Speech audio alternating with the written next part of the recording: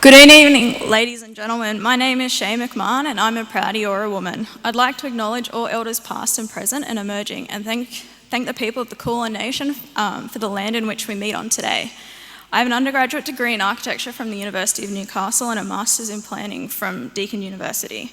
I currently work for GHD as an urban planner. On behalf of Deakin University and Federation Square, it gives me great pleasure to introduce our MC and formal forum panel chair for this evening's Indigenous Thinking Designs Conversations. A proud Yankunytjatjara Wirangu woman, Shelley Ware, is a regular speaker about diversity in the workplace, female in sport, Aboriginal issues, including cultural representation and reconciliation. She's an experienced teacher specialising in literacy programs for primary school children, both publicly and privately.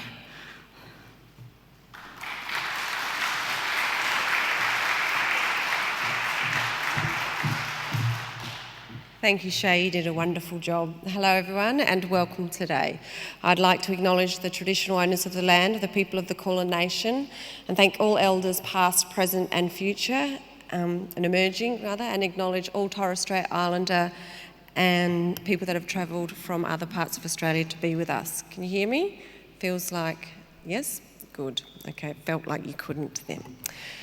So welcome to the inaugural Indigenous Design Thinking Conversations event as part of Melbourne's Knowledge Week at Federation Square's Deakin Edge. So this evening's discussion will be about the contemporary expression of Indigenous culture and design practice. We will unpack processes and protocols to ensure integrity and authenticity, but also look at how Indigenous content can inform the broader Australian identity. For example, how will designers respond to the national paradigm shift that recalibrates Australia's identity from a young colonial country to that of an ancient land, which is home to the world's oldest continuous living culture? But before we begin, I would like to invite Giran Steele to the stage to present the Welcome to Country.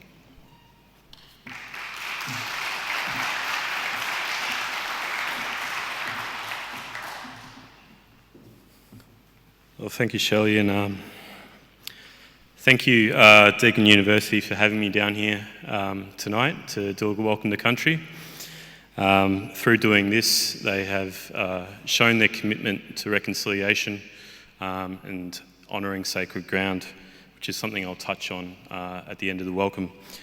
So, in the words of my ancestors, my great-great-grandmother Louisa Briggs, who was born not too far off the banks of what we now call the Yarra River, what my people called the Birrarung, 180 years ago.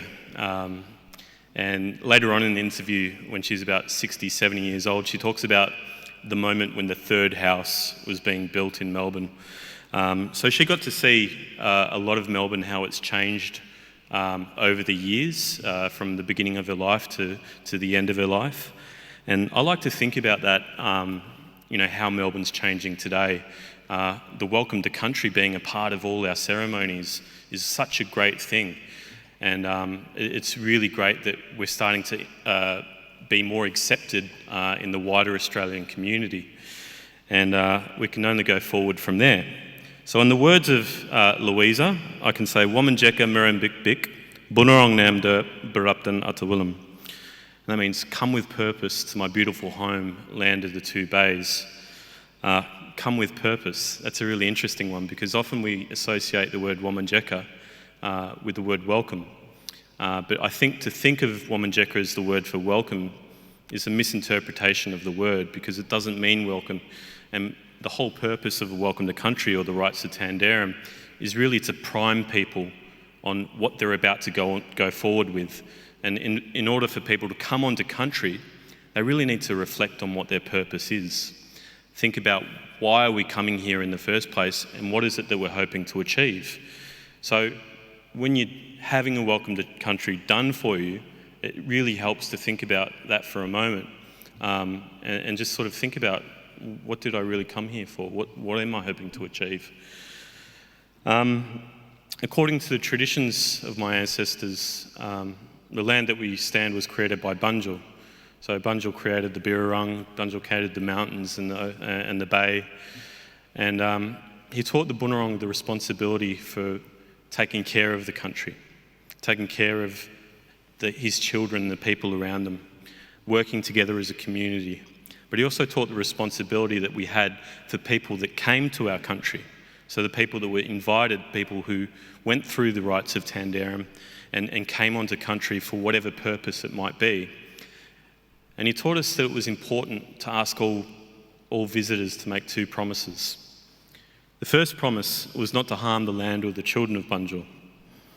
And the second promise was to honour and respect the ways of Bunjil. We do this by talking about the values of the Bunurong people, the values of the Kulin Nation, the importance of knowledge and what that plays in our community, the importance of the balance between respect and celebration. Respect being respecting the differences in our community, and the celebration being the things that we have in common. Two very important things when it comes to design thinking, I think, is having diversity and commonality and unity. And finally, he taught us the importance of honouring sacred ground. So just as I mentioned, I pay respects to my ancestors, pay respects to people like Louisa, my mother Carolyn Briggs. It's important for us all to think about the people who have come to pass on the land that we stand, their stories, their histories, and what their values were. So once again, I can say, Womanjeka Merembik Bik Bunurong Namda Burupton Atuwillam. Thank you.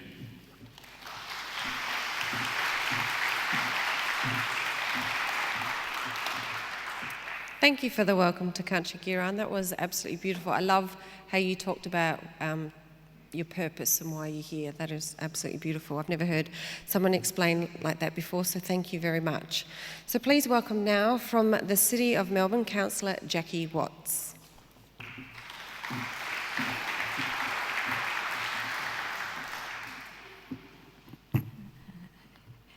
I agree. What a wonderful welcome to country.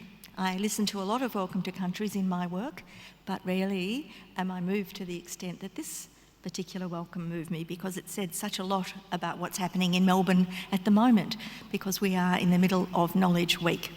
But more of that in a moment. I'm Jackie Watts, as you know, and you may not know that I chair Melbourne's Knowledge City portfolio. We are the only city in the nation with a Knowledge City portfolio, and we convene the only Knowledge Week in our nation too. And it's not about technology, it's about something much deeper than that. Again, I'll explain a bit more about that. What a wonderful place to be here at Deakin Edge, and what a wonderful symposium to be opening. I'll commence by respectfully acknowledging the traditional owners of the land, the Bunurong, the Wairarong Wurundjeri peoples of the Kulin Nation, and pay respect to elders past and present. And I'd also like to acknowledge Dr. Russell Kennedy of Deakin, and of course the speakers who are going to inform you and trigger such thinking in you as the evening progresses. Now, modern Melbourne prospers, doesn't it, upon 60,000 plus years of continuous Aboriginal history, the oldest living culture in the world as well, you know. And the wisdom within that culture is irrefutable. And I'm aware of an inexplicable tendency to have overlooked this wisdom over much of our history to date. And this has to change. Indigenous culture has demonstrated, after all, that it is skilled in relation to resilience, sustainability, and adaptation to change on so many levels, and such expertise will be a central element in shaping the future of Melbourne, our future development, our story going forward. As we attempt to incorporate Indigenous culture into and knowledge into our future story, our narrative, it's obvious that after so many years of disregard, determining what respectful access and use of Indigenous cultural wisdom might look like, to enable us to better understand both wider community as well as professional practitioners, many of whom are here tonight. Assistance is needed to understand this, guidelines, protocols, models of best practice. We do not yet have these crucial avenues into the wisdom. That's why this event is so important, in my opinion. Hopefully, what you'll hear tonight will drive many meaningful conversations around developing better ways of working with Indigenous knowledge and wisdom, and in this instance, in design. I'm delighted that Knowledge Week 2019 may play a role in facilitating these respectful relationships with the objective of enabling a transference of Indigenous knowledge and wisdom to inform design practice. Now, I know that Melbourne is a caring and creative city, and I know that one of the important elements of that is that collaboration and the preparedness to share expertise and forge productive partnerships is a default position in Melbourne. I have observed it in my work. I live it every day. And in essence, that's what Knowledge Week is all about. We designed the Knowledge Week program, including the incorporation of this Indigenous element, as a creative, collaborative gathering of professionals and students and researchers and investment, those interested in investment anyway, and for the community at large to focus upon shaping Melbourne's future, finding ways to ensure that the collective lived experience ahead of us within this vast urban centre will be in a way which will benefit us all. Now, tonight will, we hope, and I certainly hope, help us to comprehend just how collaboration and respect for the world's oldest living culture may play its part in shaping who we are, what we do, and what our future might look like.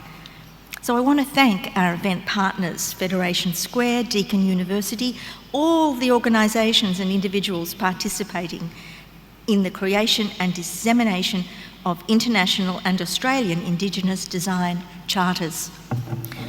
And of course, the sponsors of Knowledge Week, RACV, Accenture, the University of Melbourne, All Media, LCL Melbourne. I thank you all for attending, and I thank you all in anticipation of the commitment you have to bring Indigenous wisdom into the design community. I look forward to hearing the discussion tonight, and thank you for your attention to me.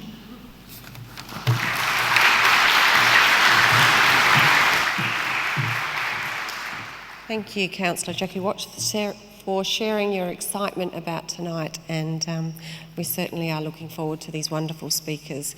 So welcome again to tonight's event on Indigenous impact and contributions to Australian design. Tonight we will hear from 5 exceptionally prominent individuals who are engaged with ethical and appropriate ways to work with Indigenous knowledge in their design organisations.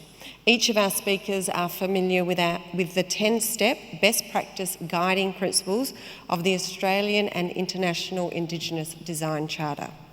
These award-winning charters were co-authored by Dr. Russell Kennedy and Dr. Megan Kelly from Deakin University, with Jifa Greenway from Indigenous Architect and Design Victoria, Greenway Architects, and the University of Melbourne, and Professor Brian Martin, a proud Murrawari Bunjalung Gamalari man. The Indigenous Design Charters have been created to serve as living documents for ongoing consideration for the best practice protocols when working with Indigenous knowledge in commercial design practice. Both the Australian and International Indigenous Design Charters were developed in collaboration with the Deakin University, Institute of Career Education, Indigenous Architecture and Design Victoria, and the Management and Executive Board of the Design Institute of Australia. The International Indigenous Design Charter was launched at the World Design Summit in December 2017.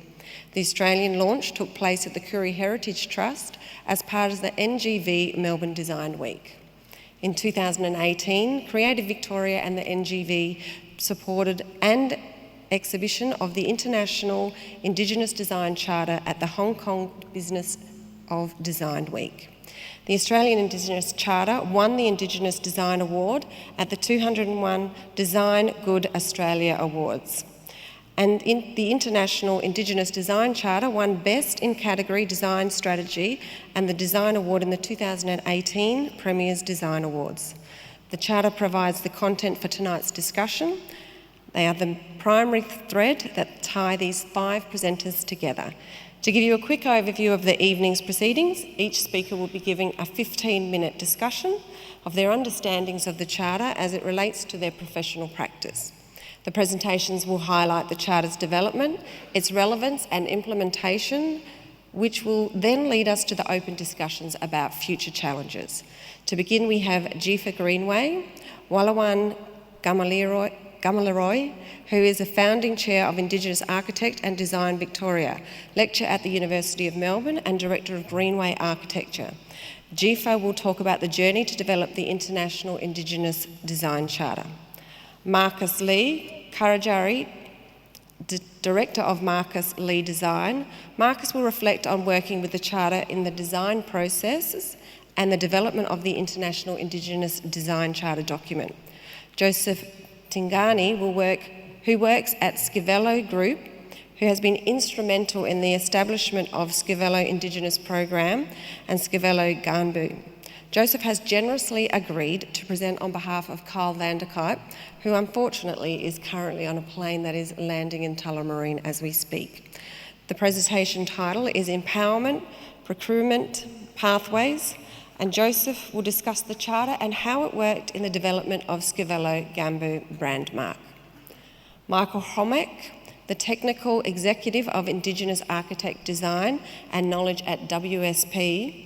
Michael will focus on the topic of starting the conversation with clients and Indigenous protocols for major public works projects. Nimrod Weiss, the creator director of co-founder of NS, Nimrod will present the story of Bunjil's Wings. Bunjil is a First Peoples exhibit in the Bunjalaka Aboriginal Cultural Centre at the Melbourne Museum. Nimrod will also discuss the Charter going forward and future challenges. So as you can see, the topics will begin in the development of the Charters and the need to consider them in the design process, to working with the Charters, starting the conversations with your clients, and the challenges of working with Indigenous knowledge in the future. So the 5 presentations will then be followed by a panel discussion. So let's get to it. Our first speaker for the evening is Jifa Greenway. He is co-author of the Australian and International Indigenous Design Charters and is a lecturer at the University of Melbourne, focusing on Indigenous curriculum development. He is also director of the Greenways Architects, a holistic design practice. Jifa is a founding chair of a not-for-profit advocacy group, Indigenous Architecture and Design Victoria, and is a regional ambassador of Indigo. Jifa practice works includes design principles for Aboriginal housing Victoria and currently the Willan Centre at VCA and the new student precinct at the University of Melbourne.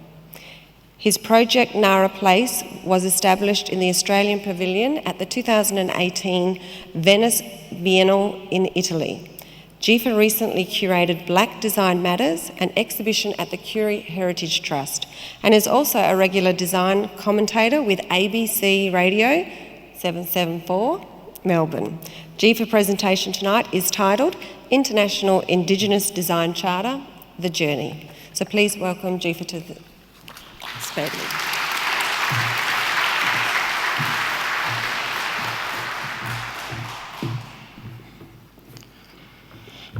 Thank you. Yama. It's always important to start with language because particularly this year in the International Year of Indigenous Languages, it's important to understand with the diminution of language we start to impinge on connections to culture. So it's important to very much reference and understand connection to language. So I'm going to take you on a bit of a journey of discovery, of understanding how we got here today and how the International and Australian Indigenous Design Charters came into being. And it has been quite a storied journey so far. So it's really important to understand where we are. We're here on the lands of the Kulin Nation, and I like to acknowledge and pay respects to the unceded lands of the Kulin Nation, particularly the Wurundjeri and the Bunurong people, and pay respects to elders past, present and emerging. And so understanding that Victoria is made up of 38 distinct language groups. So we can see here it starts to challenge the stereotypes about Indigenous cultures being monolithic. There is in fact a rich diversity that we very much like to acknowledge and connect to. So connection to country is a critical aspect of a relationship to culture. And so my mob is Walwong Kamilaroi country. It's the north west New South Wales, just south of Tamworth. And so we can see here again that pre-contact there was somewhere in the order of over 250 distinct language groups. When we start to throw in different dialects, it's estimated to be somewhere in the order of 500 to 800. So we can see again, there is a real richness to the rich tapestry that is Aboriginal and Torres Strait Islander Australia. And so is often the case, Indigenous people today can share a blended heritage and history. And so here we can see a connection to my family. The late Bert Groves, my father, who was a pioneer in many ways, as part of the Indigenous leadership, and my mother from Germany. So we can see here that we often straddle a bicultural experience. And it's always important when we meet and we talk, we always ask two questions. Where you're from and who's your mob. And so it's very much part of this to step you through. So I explain myself through the 4 A's. I'm Aboriginal. I'm also an architect, established Greenaway Architects over 20 years ago now. I'm also an academic at the University of Melbourne and also an advocate. And the advocacy is critical. So Indigenous Architecture and Design Victoria was established back in 2010 with myself and Ruben Berg. And what we realised is there just were too few Indigenous practitioners involved within the built environment professions. So we wanted to provide pathways, we wanted to provide leadership, we wanted to provide role modelling and mentoring to become a facilitator to empower Indigenous people into design professions and to showcase that it is in fact connected to culture. And so this has been something that we've been engaging with for many years. In my role at the University of Melbourne, it's really about understanding the role that education plays. So given that there are so few Indigenous practitioners, we need to also educate non-Indigenous people who are involved with design practice. And so my role at the moment is to indigenise the curriculum at the University of Melbourne within the Bachelor of Design across 12 design disciplines. An ambitious proposition, but something which we're engaging with at the moment. So it's really important to understand the value of knowledge exchange. And in many respects, what we've done here through the charters is to start to talk to this experience. And so this value is really important. But it's not done without partnerships. And so there has been a real integrated and immersive collaborative model here with Indigo, the International Indigenous Design Network, supported by the International Council of Design. So you can see it's already starting to talk to a broader international perspective, understanding the relationship to First Nations people. And so every step of the way, the process has foregrounding Indigenous agency. And so importantly, what we want to do is understand that these things don't just happen. They require the work and the input and the skills and knowledge and capacity of many voices. And so in this context, we've actually undertaken a lot of collaboration across 5 regions internationally. And so we've spoken to people and related to, through Indigo and the International Council of Design, relationships to Africa, also the Nordics, also through Asia, Europe, and also Australasia. So you can see here that the approach is very much an inclusive approach. In order to support and encourage Indigenous participation in design, but understanding that Indigenous knowledge is specific to place. So this idea of connection to country is pivotal in terms of our interrogation of how we do this in a culturally responsive way. And so as we start to step through and understand this context, there has been a journey which has been over 10 years in the making. So it's critical too that we demonstrate that this has been something that has been co-designed with Indigenous voices front and centre in terms of our thinking. And so what we've also done is we've workshopped this and we've had conversations across the globe to position an understanding of what this process is about and how it can actually be instrumental in empowering people in terms of how they start to think about design, and how do we start to ensure that we respect and embed Indigenous perspectives into design.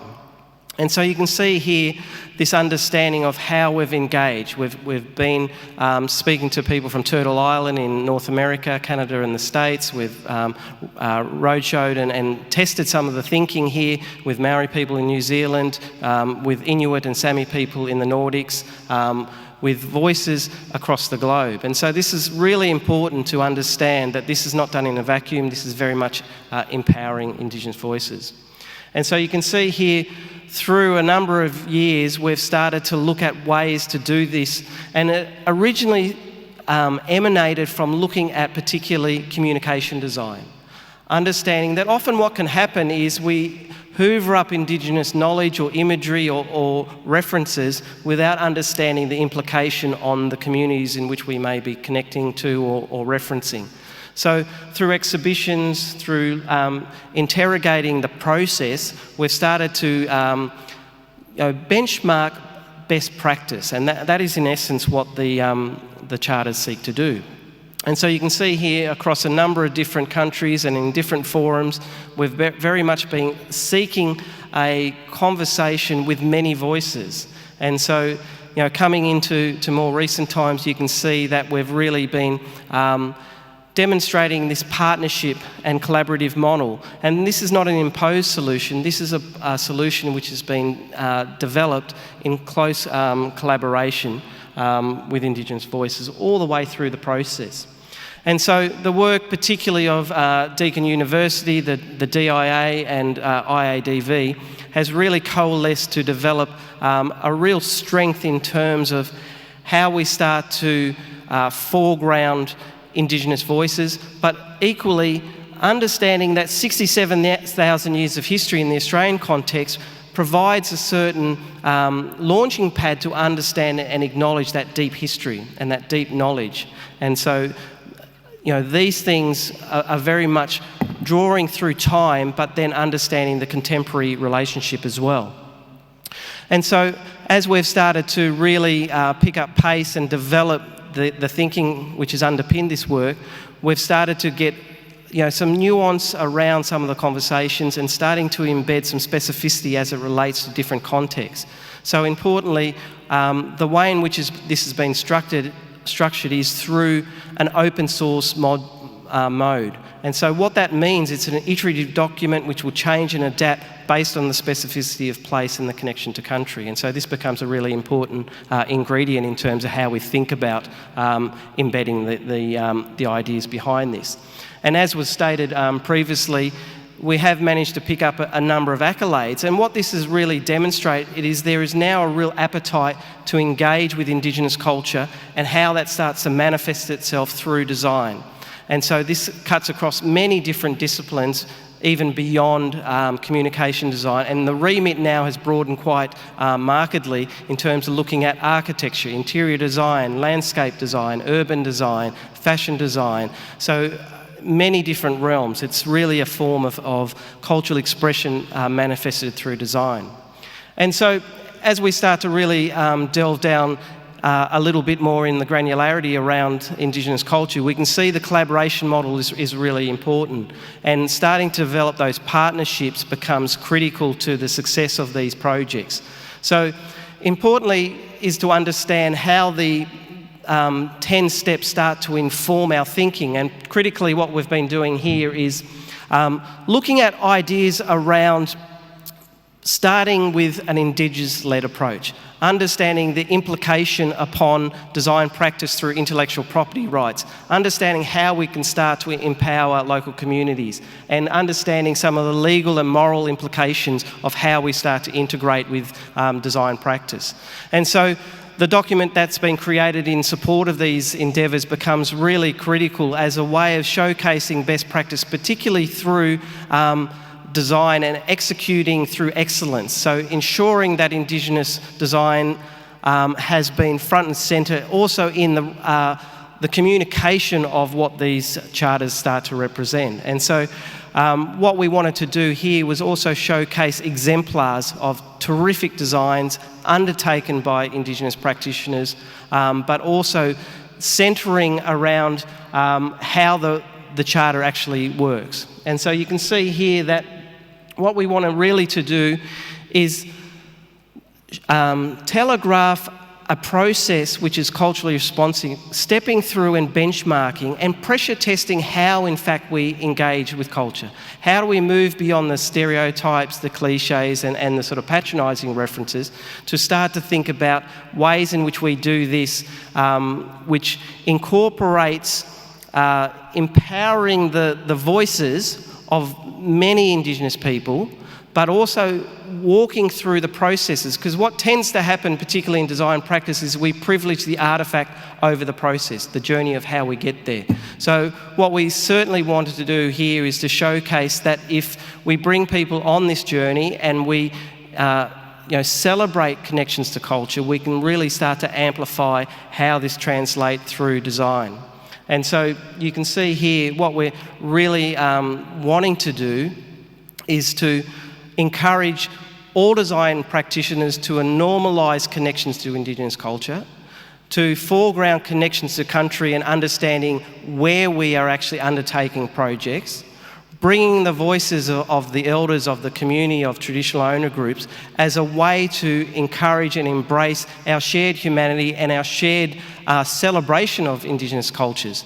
And then when it's put into the international context, empowering local Indigenous First Nations voices to take ownership in their own contribution of how they wish to frame and seek a way of moving design practice which becomes inclusive, because too often in the past we've sidelined the relationship to Indigenous culture. But what we're really engaging, and you'll see it through the speakers to come, is how we actually embed this through design translation and providing indigeneity as a means for design inspiration as well. So I'll leave it there, and I'd like to encourage you to familiarise yourself with the Charter. It is an open source document through the DIA website and also through Indigo, and it becomes a really useful mechanism to empower Indigenous and non-Indigenous people alike. Maru Yania.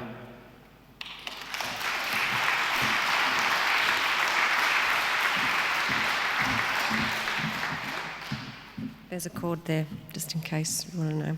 Thank you, Jifa. I loved how you shared the story of the creation of that. It was beautiful. So we're now going to introduce Marcus Lee. Marcus Lee designed the International Indigenous Design Charter booklet.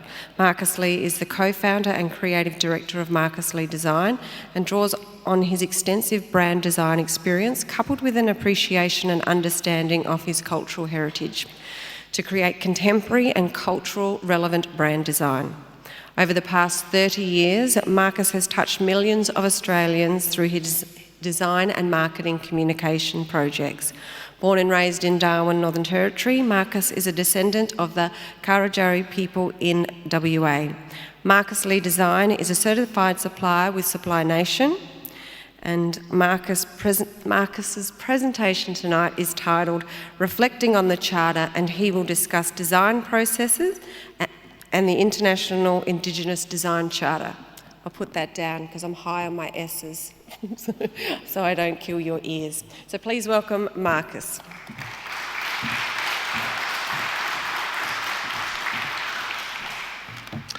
Welcome everybody, and thanks for the opportunity to talk tonight. Thanks to Shelley, Garan, Jackie and Jifa. That's hell of an act to follow, you know. We were talking before, I'm not a academic, I'm a practicing communication designer, and I think it's good for me to be out here. As Shelley said, my name is Marcus. I'd like to acknowledge the traditional owners on the land on which we meet today, the Wurundjeri people, and pay my respects to their elders past and emerging. How did I get here? I'm a proud Aboriginal descendant from the Karadjari people up in far northwest Australia. My grandmother 1905 was one of the stolen generation, being part German, part Aboriginal. She grew up on the Beagle Bay Mission, and when she graduated out of the system, met my grandfather, who was a Japanese-Chinese man up in the pearling days, migrated to Darwin, where our family grew up. I was always very artistically inclined as a young man, and I found it very difficult to find my way through sort of an artistic design process in Darwin, and I basically went on search for my own creative career. I sent off a couple of letters to, is it a bit essy, to Sydney and Melbourne and Adelaide, got accepted into Adelaide Uni, drove off, did a 4-year course, met my wife, and started business in Melbourne. Now, it wasn't my business. Quick history is I worked in a large design firm back then called FHA Design, so I did a 10-year graphic design apprenticeship. This is all pre-computers. Then a 4-year partnership, post-computers, and then started my own design firm. 1996 we started up, and so we've been running it ever since. 23 years. I suppose sorry, I forgot all about the slides. So my experience on the design charter, how does it affect what we do? I haven't been on the same journey as Russell, Megan and Jifa, so I suppose intuitively I've been down this track for quite a while. If I go back, we put together the design with the guys, which was a wonderful experience itself. But I just want to relay my experience with actual design projects that we've worked on ever since. A couple of recent ones, Black Design Matters, which was mentioned. So we produced that, and I designed the artwork for the cover, the wraparound brochure, which was a reflection of Fed Square here on the fractal design, and kind of, I like the overlay of the incisive traditional Victorian art styles in a contemporary manner. Back in 2000 it was, we won the Museum Victoria Melbourne Museum branding project. So that was a large coup for a young design studio back then, and it was our first opportunity to express my cultural heritage. We got an opportunity to design the customer service uniforms, which are here, which were based off a Lake Conda possum skin cloak. Really, the brief there was to, sort of create a design that had a almost sort of a surf kind of informal look instead of being sort of formal in black suits.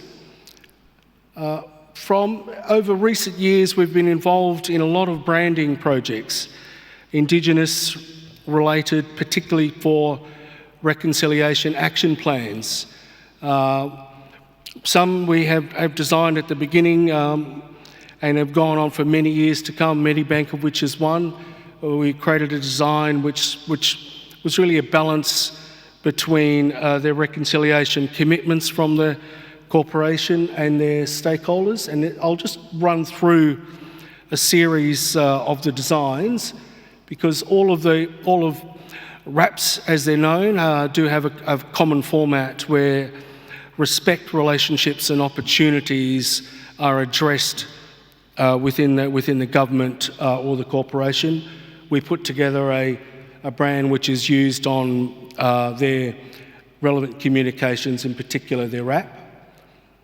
Australia Post, this is an example of how design grows and evolves. It was first commissioned as a sticker to acknowledge country on all the retail stores throughout Australia. So it had a local acknowledgement, but it's now grown to be adorned on Star Trek buses, trucks and the like that run across the country. So that was a nice little run, and it was representative. The design symbolises the the connection to country. And so you've got this river form that runs from the post stamp across. And I suppose I must say too, our design, when they get a national reach, allows sort of a national expression within Indigenous culture, i.e. dots, for example, when it runs across the country. The toll group, we had an opportunity to create their wrap, but this shows an example of it on one of their, what do you call them, road trains, a big brand new 3-trailer road train that runs between Kings Canyon and Adelaide, fueling up the tourist resort, and it represents their coverage and connection across the country. Australian Electoral Commission, AEC, and the design was really representative of Australia, as obviously as you can see, but with the sort of the people and connection across the country, where the blues and greens represent the rivers and the waterways, and the reds and the oranges represent the country. NAB, another sort of a connection version, but you can see there's a continuity here. We've done quite a few and we keep getting involved. We've just recently produced the NAB update, which we haven't got shown here.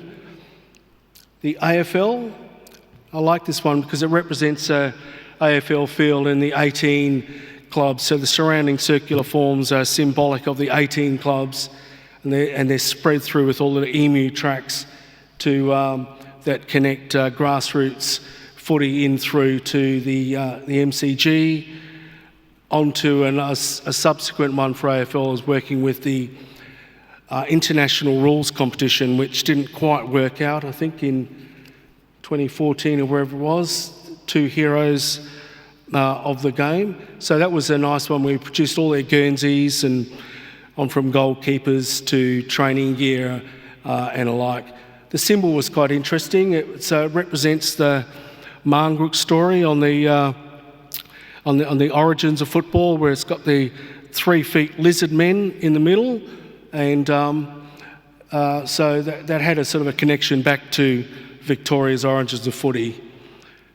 Department of Prime Minister and Cabinet, going through there, that had representative of their 5 initiatives, which I won't go over, but it shows a sort of a style that was adopted for their wrap.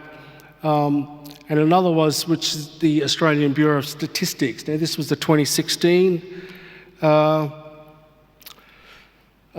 census that was out, that had that complete computer failure that didn't work out too well. So this was representative of that, really, with all the dots as they dwindle out into the background. So this was a case, I suppose, of shared knowledge, where we worked with an agency that worked on the campaign, and we were employed to work with them for the Indigenous community target.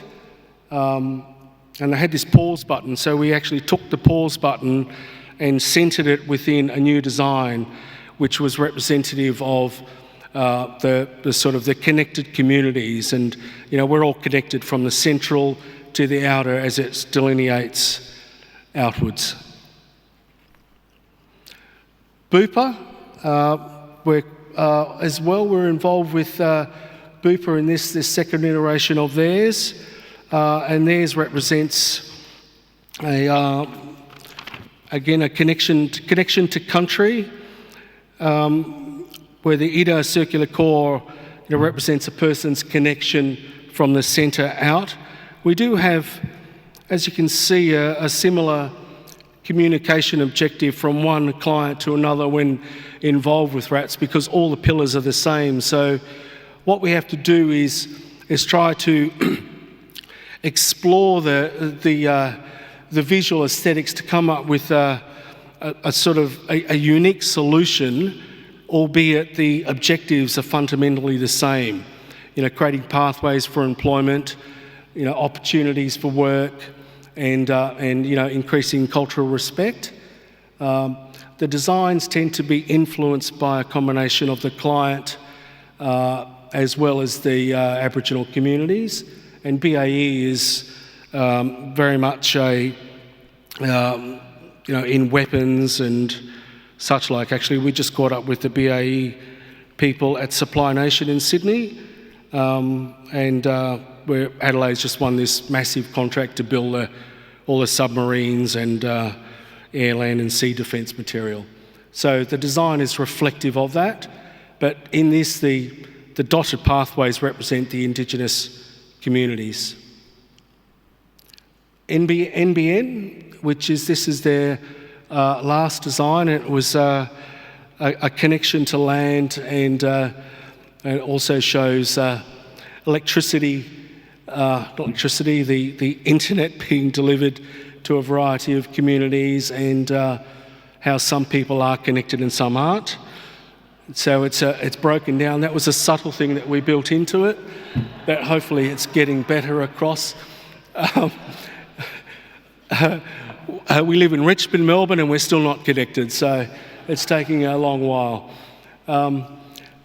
Ausgrid, who do the electricity for New South Wales, they're not here, I'm not sure, in Queensland.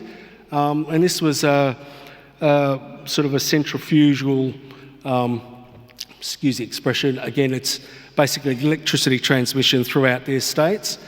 And I also should say that the colours, so it's very much a balance on the contemporary geometry of the way that I do the design, and a balance of, their corporate, their guidelines and colours as well.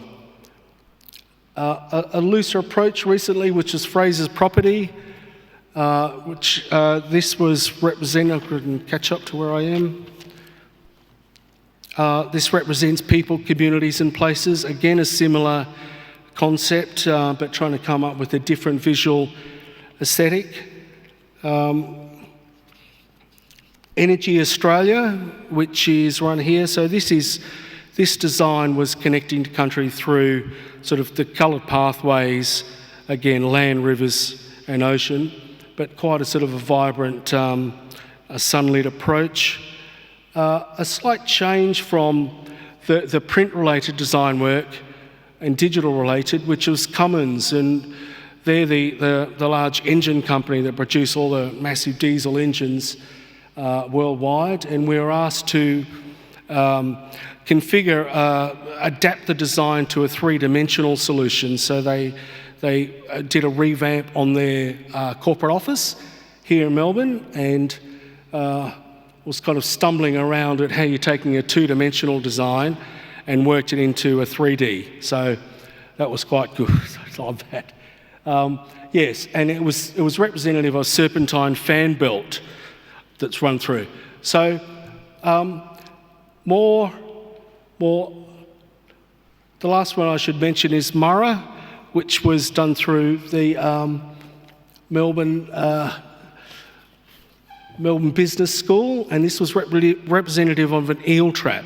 So as you're going through, it was a catch and release education process. Catch your business, educate you, and release you with a refreshed figure. Thank you very much.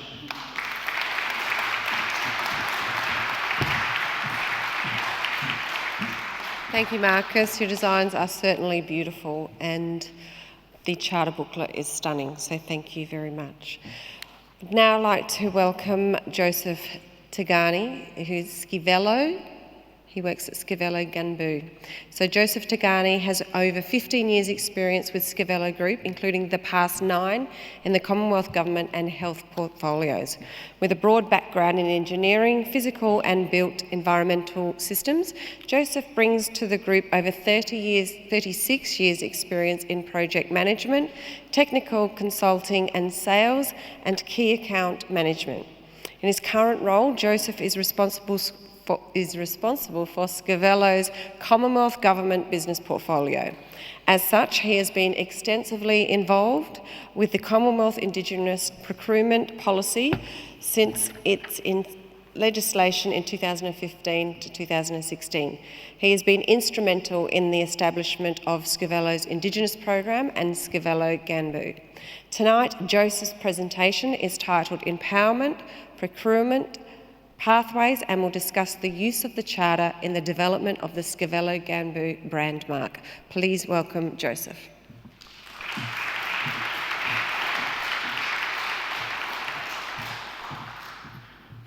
Good evening, everyone, and thank you very much for the opportunity of speaking this evening. As was mentioned at the start of the evening, my colleague Carl van der Kuyp is somewhere between Tullamarine Airport and the city at the moment, is very much in demand. But because Carl isn't here as yet, what I'd like to do, what I'd like to do is actually start my presentation on his behalf with what I know Carl was very keen on doing, and I very much have the privilege of, and that's acknowledgement to country. I acknowledge the Wurundjeri and the Boonwurrung people of the Kulin Nations as the first custodians of the land on which we are gathered.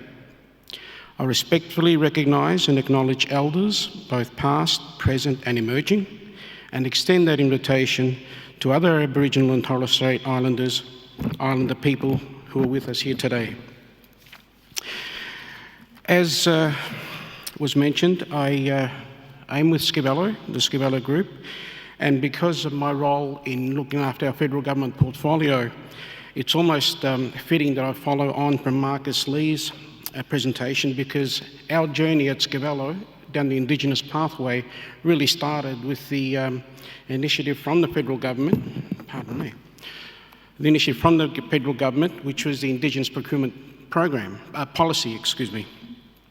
So, having been looking after the federal government for some 40, 50 odd years, Scavello, of course, was going to abide by the policy, the program. So rather than jump into, okay, let's find out what we need to do to follow and comply with the requirements, there's the man himself, I think. What we did was we wanted, before we just jumped in to do something half-baked or not really certain about what we're doing, we wanted to get an understanding of what it meant, what this IPP really meant.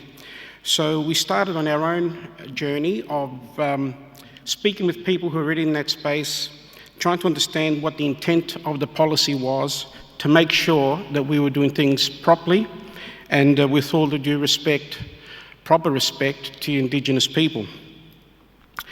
So by way of knowledge sharing, I'm not sure whether very many of you are familiar with the IPP. I'll just spend a couple of moments on that. Essentially, the Indigenous procurement policy of the federal government, which is actually run by the Department of Prime Minister and Cabinet, was established to cover 8 industry categories, the 3 of which most relevant this evening include building, construction and maintenance services, which covers Scavello and I dare say design practices, education and training services, and editorial, design, graphic and fine arts services, amongst a number of others. That has since been expanded to cover some 17 different industry sectors, effective as of July of this year. There are 2 significant thresholds in this IPP. The first threshold, if you like, is what's referred to as the mandatory set-aside. That means that for any government contract between the value of $80,000 and $200,000, the government agency is obliged to identify and channel that work through an Indigenous organisation, through an Indigenous entity, provided, of course, that entity is capable to deliver the outcomes. Secondly is what's referred to as mandatory minimum requirements. This takes a big jump from a contract value of $7.5 million and upwards. Under this threshold of $7.5 million and above, the government agency has to consider 2 options for suppliers, or suppliers that want to bid for this level of work have 2 pathways to follow. Either a contract-based compliance, which means that 4% of that contract value must be channeled through Indigenous suppliers, or 4% Indigenous employment, or a combination of both. If it's an organisation-based, the second option is the organisation-based pathway. The organisation-based pathway means that as an organisation, you're not just looking at a contract-by-contract basis, you're committing your whole organisation to 3% Indigenous employment or 3% use of Indigenous suppliers through all contracts. The Scavello Group have actually committed to the organisation-based pathway, so we're committed to 3% Indigenous employment and use of Indigenous supplies wherever we can. In addition to these two main thresholds, wherever a contract is to be delivered in a remote area, then the government agency and the contractor will agree on a significant Indigenous employment and or supplier usage. This was a very significant impact for industry, and as I mentioned at the outset, we were committed to it, A, because it was a government policy, and of course we wanted to maintain our relationship with government, but we wanted to make sure we understood the intent of the program. So, in speaking with a number of people who were already in that space and through chance encounter, we came across a gentleman who was running the Indigenous program at Crown Resorts. Simply by the nature of the business of Crown, they as an organisation wanted to give back to community, and so part of their way of giving back to the community was to have a very strong and robust Indigenous employment program. We met with a chap who was general manager of that organisation, and he gave us advice on how we can make a start on our journey. And that was, before you go out and start looking for employ Indigenous people or engage Indigenous suppliers, you must understand the environment that you need to create to welcome and make the Indigenous staff, Indigenous employees feel welcome and feel a sense of belonging when they come to your organisation. That's why in many ways we as an organisation were, if you like, a little behind in coming to market with our own Indigenous procurement program, and I know it's IPP as well, so you'll see that acronym many times, but an Indigenous participation program was actually a prelude to the reconciliation action plans that Marcus was talking about. So we as an organisation, even though we've been around for many, many years, we are really at the infant stages of our journey. So in speaking with Sean, he gave us the advice about making sure that we had the right environment for Indigenous staff to join the group.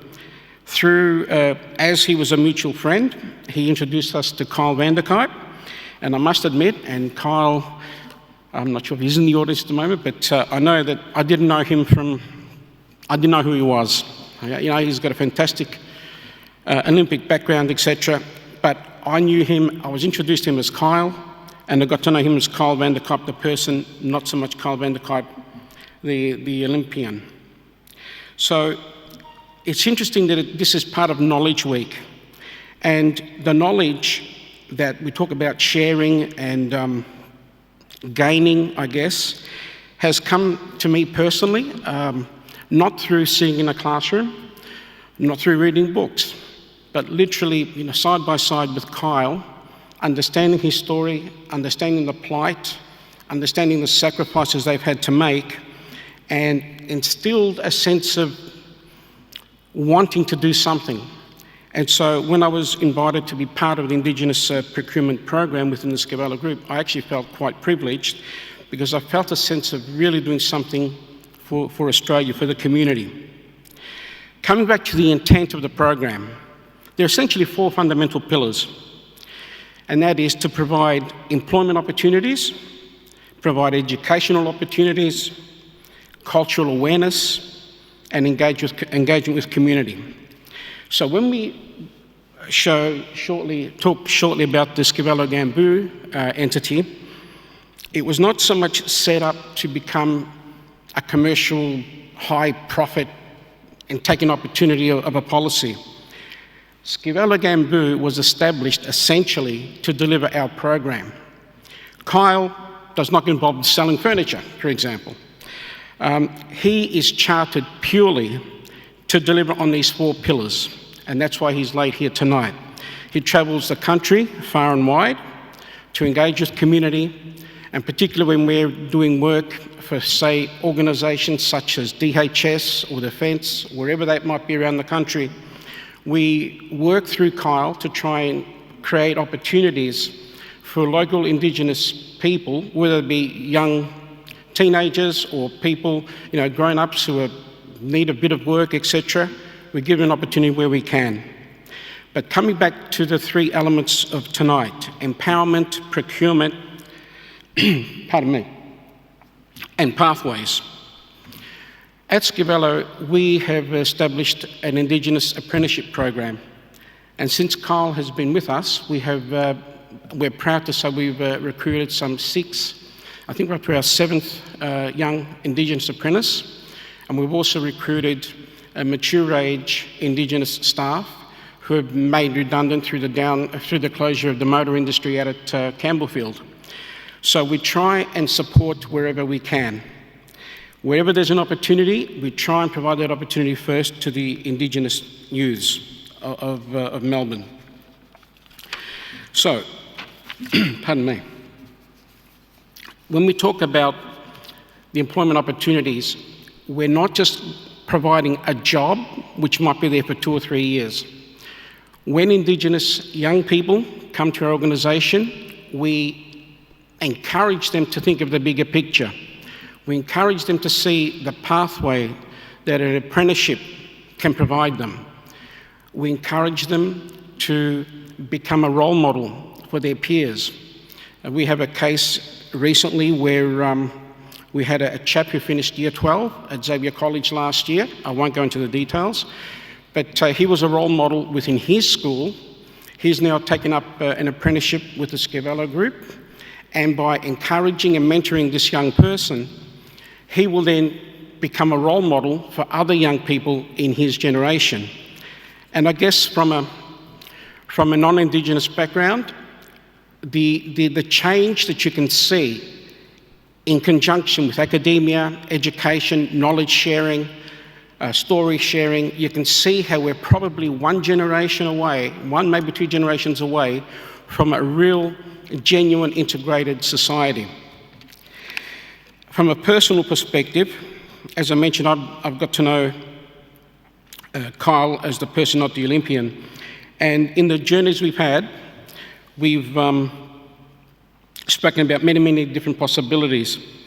But from the art perspective, when we consider that the Indigenous people have been here for 65,000 years, and yet we're amazed when we talk about the Roman times, the Greek times, Egyptian times, yet we fail to appreciate the richness of the culture that is here in Australia. And when you follow the Indigenous people's history, you're actually following the history of humankind on planet Earth. So I'll just quickly run through so we've gone through the, okay.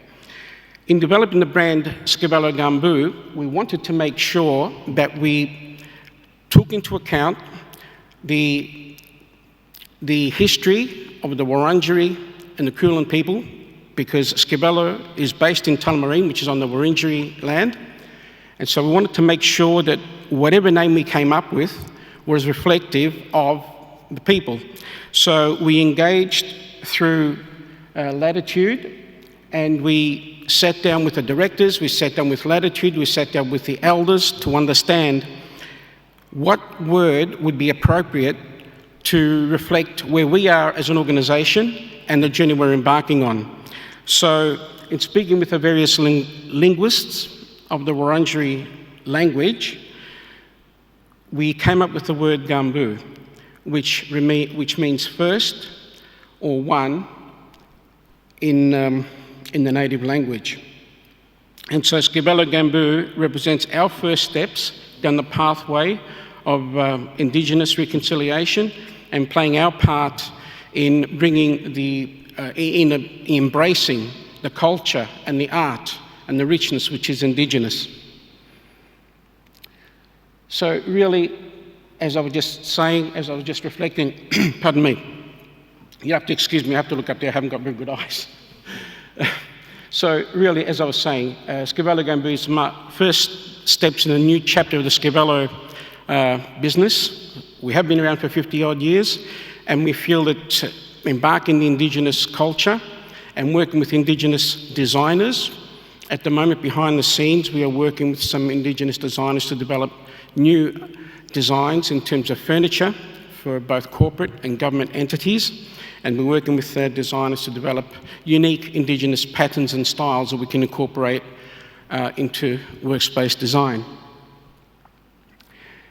These are just some of the palettes in terms of colour schemes and palettes we've developed over the years, over the last few months, to come up with our various colours that we use as part of our scheme. These are just representing different aspects of land, sky and ocean. And again, the branding, Scavello Gamboo. One of the things that Kyle I know is very proud of is the fact that we're actually using that word within the office. And people ask, how do you pronounce it? And we just say, well, it doesn't really matter how you pronounce it. The fact that you're using that word and appreciating where that word comes from is a great step for us in our cultural awareness, in our cultural growth as well. But look, in closing, I know that that was more of a commercial type of take on it, but that's the reality of the world we live in. We just wanted to make sure that we weren't rushing into anything for the sake of ticking a box. We wanted to make sure we were doing the right thing. And the changes, the impact such employment creates. When you hear young Indigenous people take, maybe the first people that take on a job within their family, they create such a positive impact, and they become role models within their own family circle. You change families, you're not just changing one person. So we've embarked on this journey full of passion, full of vigour, and I'm just very excited just by the impact we know our involvement has in the community. But just to close, I wanted to share a closing comment with you. I was privileged about 2 or 3 weeks ago to attend a function where Auntie Di provided the welcome to country. And 3 aspects of that talk stood out. In her address, she reflected on three fundamental cores of the Indigenous people: respect one another, respect the land, respect the environment. These core fundamental values have been entrenched for tens of thousands of years. Now, these really should be the core values for all of mankind today. I think that we can take a lot, we can learn a lot from our Indigenous custodians. And remember that word custodians, meaning that we all share the land and they've been looking after it for us for all these tens of thousands of years. It's now our turn to look after it as well. Thank you very much.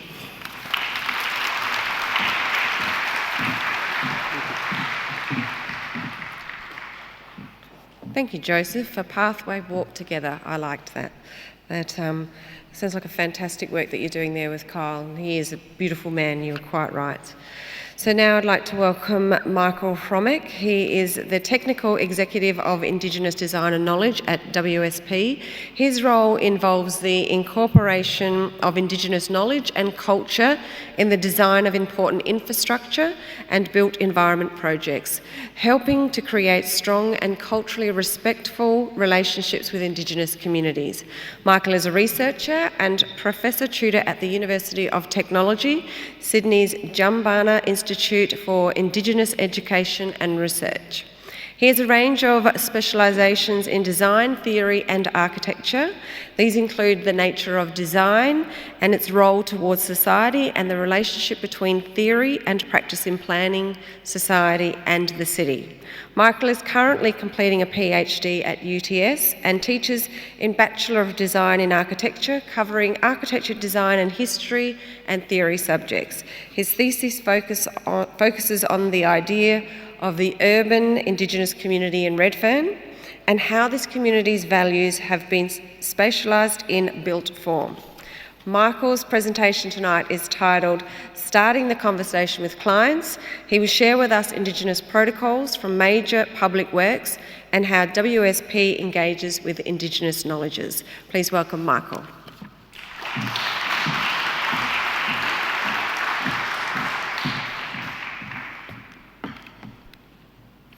I want to start by acknowledging country. I'm Michael Hromek. Obviously, Hromek is not an Aboriginal name, but my family is from Budawang Yuin country. So Budawang is the tribe, and Yuin is the language group. And my family's name is actually Brown. So you can see how that's a bit more Indigenous. So I wanted to talk about starting the conversation with clients, and I thought I'd sort of run through a bit of a process how I would do that. And what we've been doing at WSP is developing a whole bunch of proposals or documents. We've been calling them Aboriginal Design Principle documents. And they're really designed for, of course, getting work. But for me, the most important thing is getting some Indigenous design into the built environment. That's really one of my main goals as an architect, as a designer, to think about how our built environment, our cities, can reflect Aboriginal culture. So I thought I'd start with this image, which is about country. So the far left image is Nepean River. And it's amazing to see the paintings done early. This is by Joseph Lycett, who was a convict who could draw really well. And he would draw these beautiful paintings and send them back to the colonies. And I don't know about the rest of you, but when I was in art school, they would tell us these kind of representations are idealised. The country didn't quite look like that. It wasn't so curated. And some of the records from settlers, as documented in books like Bill Gamage, The Greatest Estate on Earth, or Dark Emu, Bruce Pascoe, where they're talking about country was an extremely managed, designed thing. So you can see the low grass, the carefully manicured trees, the absence of any undergrowth.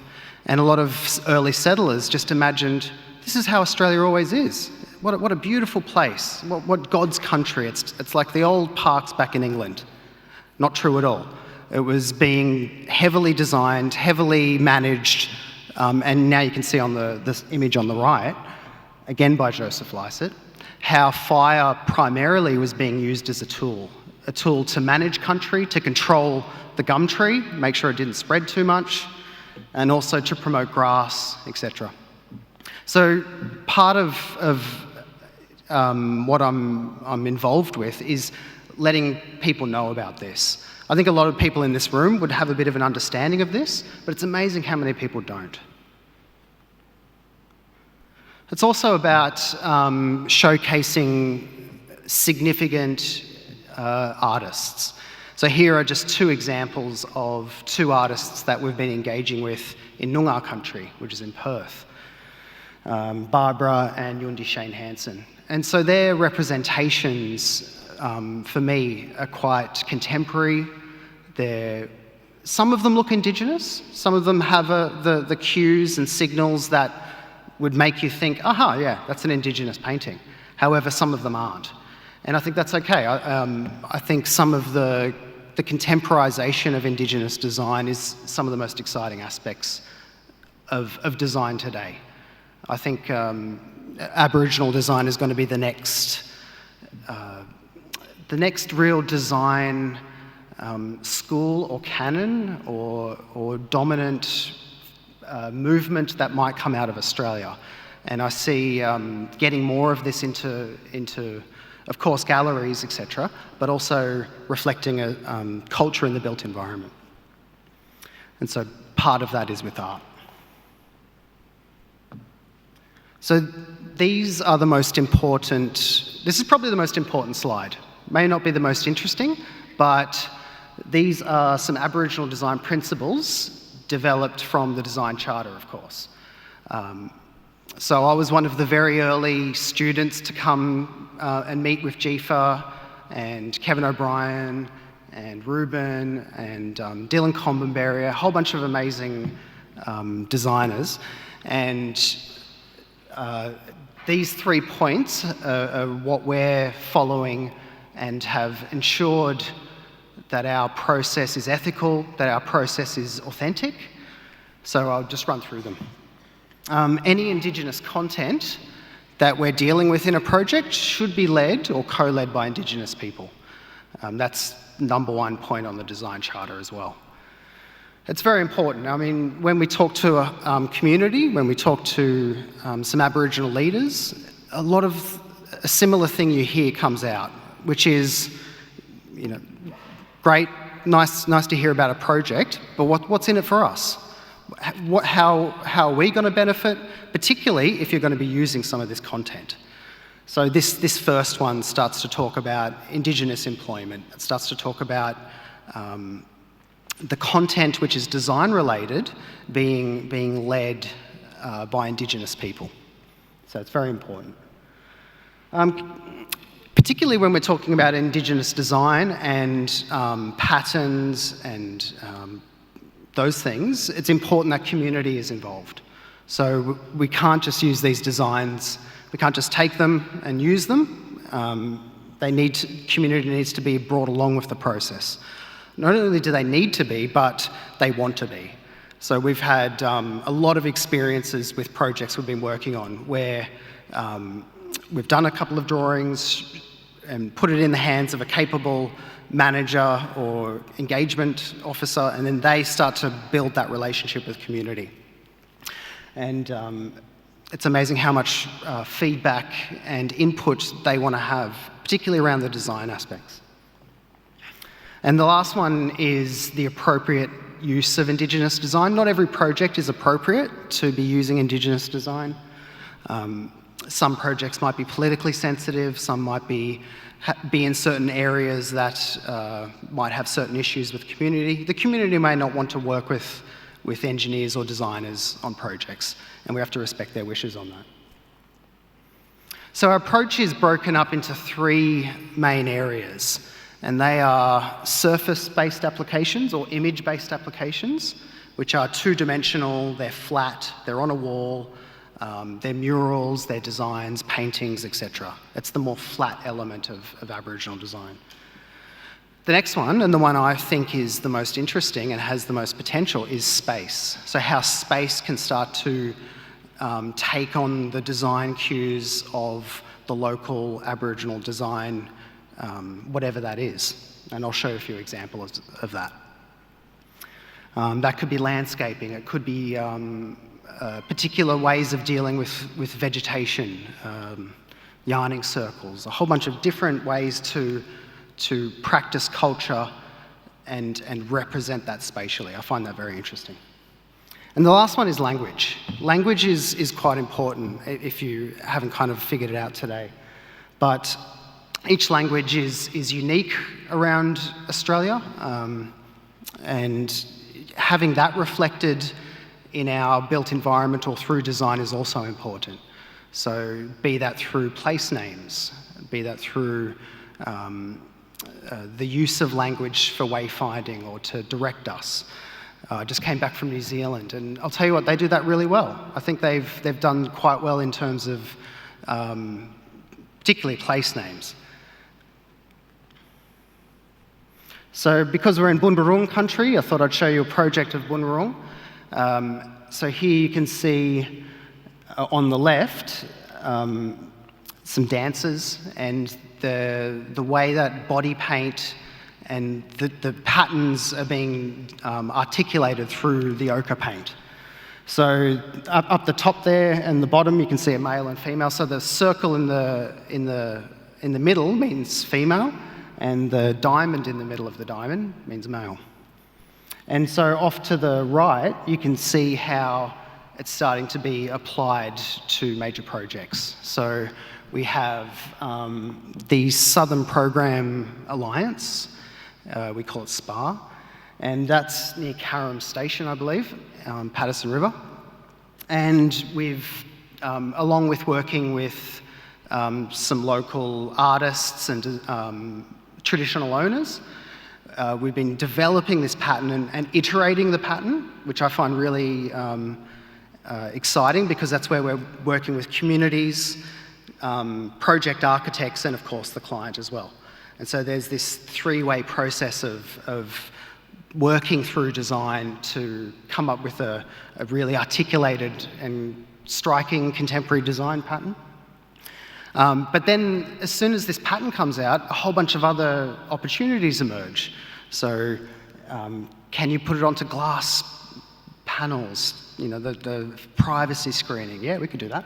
Can you put it on little wayfinding devices or poles? Can we etch it into the...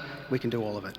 So it's amazing to see how clients want to take this stuff on board. So these documents are very, they're almost advocating for this design. No one asked for it. Instead, we'll put it through as part of a package and say, you know, just this is what you could do. And often they'll go away and think about it and go, wow. And then they'll come back maybe 6 months later, maybe a year later, and then they'll say, can we do everything in this and actually more? So I find it really exciting space. Here's an example of Noongar design. So again, these are just two examples of body paint being translated or iterated into what might be something pretty banal, which is a massive noise wall. Now, these designs aren't meant to be the final thing.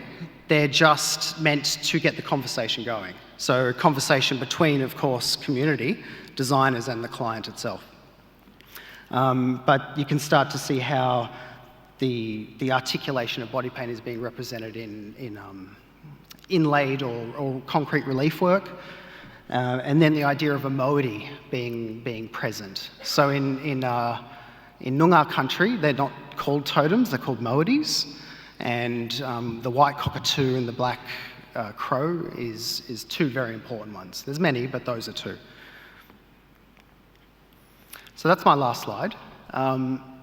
Just to summarise, I guess, apologies, that's not the last slide.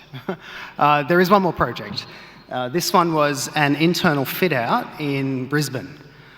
So this was Turrbal Yugara country. And so there's the new offices by WSP that have been built, or they've moved in. And part of the idea was to brand some of the office space to kind of acknowledge, yes, what we're doing in our RAP, our Reconciliation Action Plan, but also how the company wants to represent some of the knowledge that we're dealing with. And so there's a lot of amazing artists out there.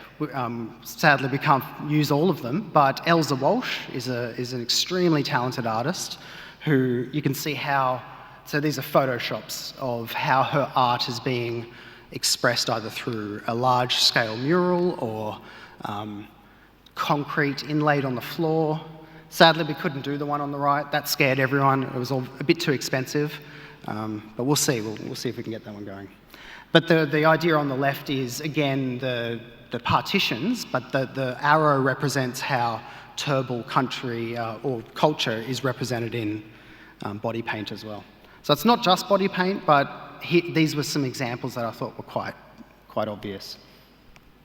And here are some photos of the actual thing. So they've just opened it, going up on Friday to go and celebrate the opening. Elsa's going to come. It's going to be fantastic. Have a welcome to country, maybe a smoking ceremony, I hope. So thank you very much.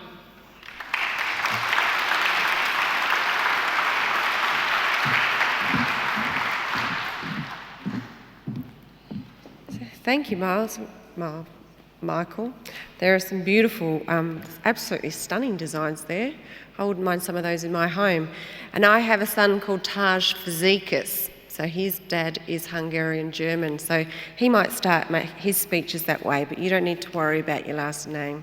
You just worry about your kinship. So yeah, he'll probably feel the same way.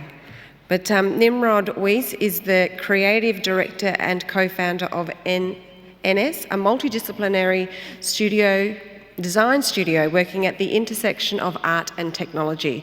Nimrod leads a team of artists, developers and industrial designers who deeply explore artistic and technological methods, mixing installation art, light and technology to create meaningful interactive experiences such as Bunjil's Wings at Bunjilaka, Melbourne Museum.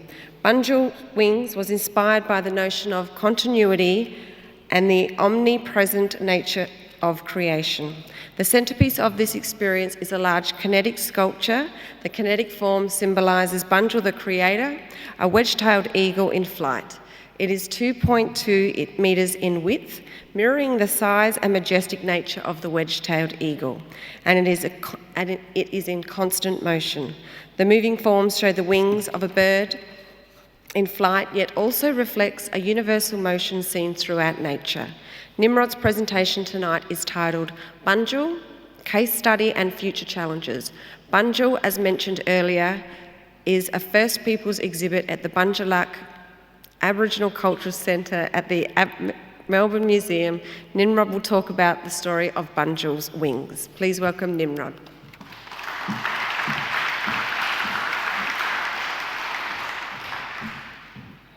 Hi everyone. I'd like to acknowledge the traditional owners of the land. Thanks for that introduction.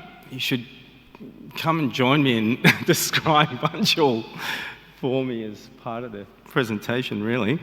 So yeah, I'm from NS. I started in NS back in '97, so I've been at it for quite a while, creating interactive installations. We merge technology and design and create some amazing work, I think.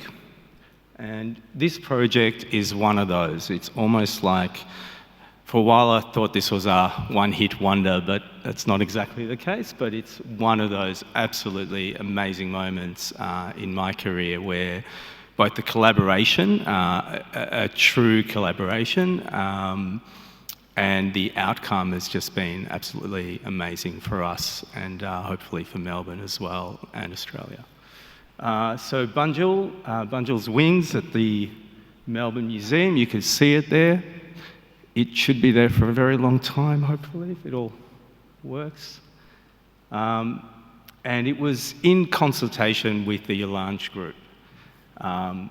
So how it came to be, I'll explain the process that we went through. Now, this is about 6 years ago, so it was actually before the Charter, essentially. We kind of also, in a way, intuited our way through the process and thought what was right and what was right for us and for the Indigenous, for the community. So the brief from the museum was to depict our creator. So, where's my notes here? It was a tender process, so we went up to present some ideas, and we presented a few ideas around this idea of creation, but the museum came back to us and said, hey, you've got the job, but we think we really want to depict Bunjil, the creator, and so if you can kind of go back to the drawing board and come back with something else, then we'll see how we go. So like, okay, that's interesting, we've got the job, but we're back to the drawing board, which is okay. And so we started to look at this again. And I'm embarrassed to say that prior to this brief and to this project, I didn't actually know of Bunjil. And so what we had to do was obviously to learn, to read, to listen, to engage the community and ask the questions, and we learnt. And one of the most, what have we got here? Oh, sorry, the slide's different. Yeah, so obviously everybody knows this by now, is that Bunjil flew over the land and created the mountains and the rivers that we live on here. And part of that brief, which was really daunting for us, was that this brief said, create a spiritual moment. And that's a pretty, difficult task at best. And so, we're really intrigued by this idea of how can we, with design, create a spiritual moment. And after months, we came back to the Alliance group, with a particular iteration. And this is what we presented to them, right? And I'll never forget the moment when we did, because it was myself and my business partner were standing in front of the community at large, and we had to present this thing, and we were really quite shit scared actually, because one, we really believed in this form, and also we didn't really know what else we could present apart from this idea. And we also showed them this animation. So the idea was, and we felt really strongly about this, that the form, the kinetic form, actually represented the mountains, the eagle, and the rivers, just in the pure black and white motion that occurred. So, and when you look at it from all around, you get to see all those aspects. And we were also quite kind of concerned at the time, because this thing also, at the time, if you think 6 years ago, kind of looked like it belonged maybe in a BMW showroom or something. It was quite a kind of, there was an elegance, but also a very different aesthetic to what you'd perceive the Indigenous aesthetic to be. So it was quite far removed from, what we recognise the Indigenous aesthetic to be. But at the same time, we felt that it was true to us and true to trying to depict this idea of creation and the eternal aspect to it, that creation is continuing. So this movement and the secular nature of that, to us, really represented that. And so these are actually the two videos that we showed them. And this beautiful moment happened when we finished showing those two animations. One of the elders got up and he said, Bunjil, he's also the creator of colour. Right? And we were like, oh my God, that is amazing. Of course he's the creator of colour. If you created everything, we never really, you never imagine creation to also include colour, really. So just these trains of thought that the people gave us, that opened our minds to new ways of looking at things, was really an amazing experience personally. But we also built that into the work, we feel. So, of course, after that, this is the picture that kind of really depicts Bunjil at the museum, is that it breaks into colour, is the first thing that it does, really. And I also want to talk about the way we dealt with the content side of things, the story. So the group wrote the story and narrated the story, and we then set about creating the content, the animations that go onto the wings, which I'll show you in a second. And I was really, being non-Indigenous, I was really concerned about that. And one of the members, it's actually Carolyn Briggs, said to me, "You are part of the story. You are part of the creation story."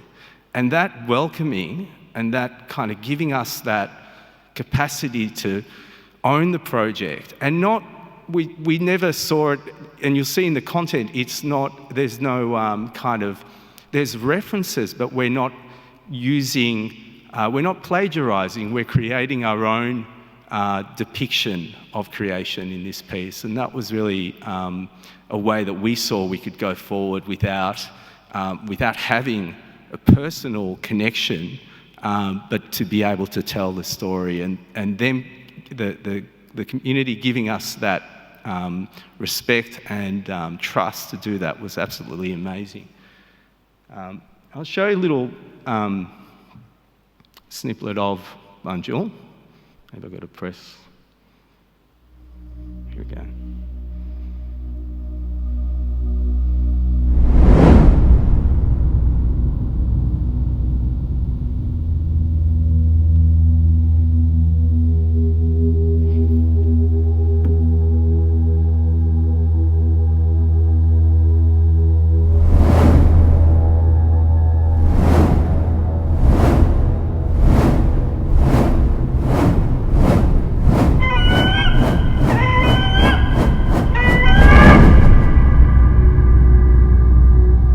Banjul, the eagle, is our creator. Banjul Majigan Nanyan.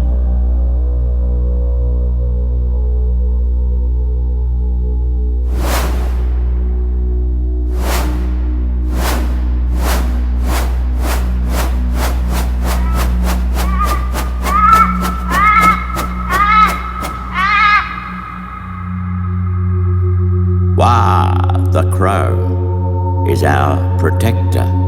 Wah dakit ingrak.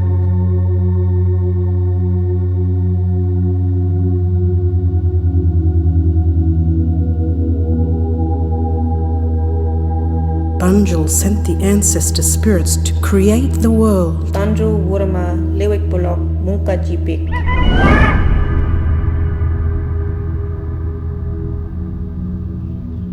He sung the country.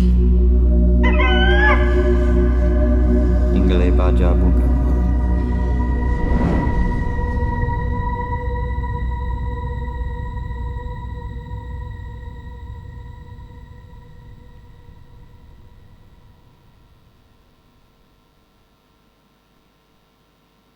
Cool.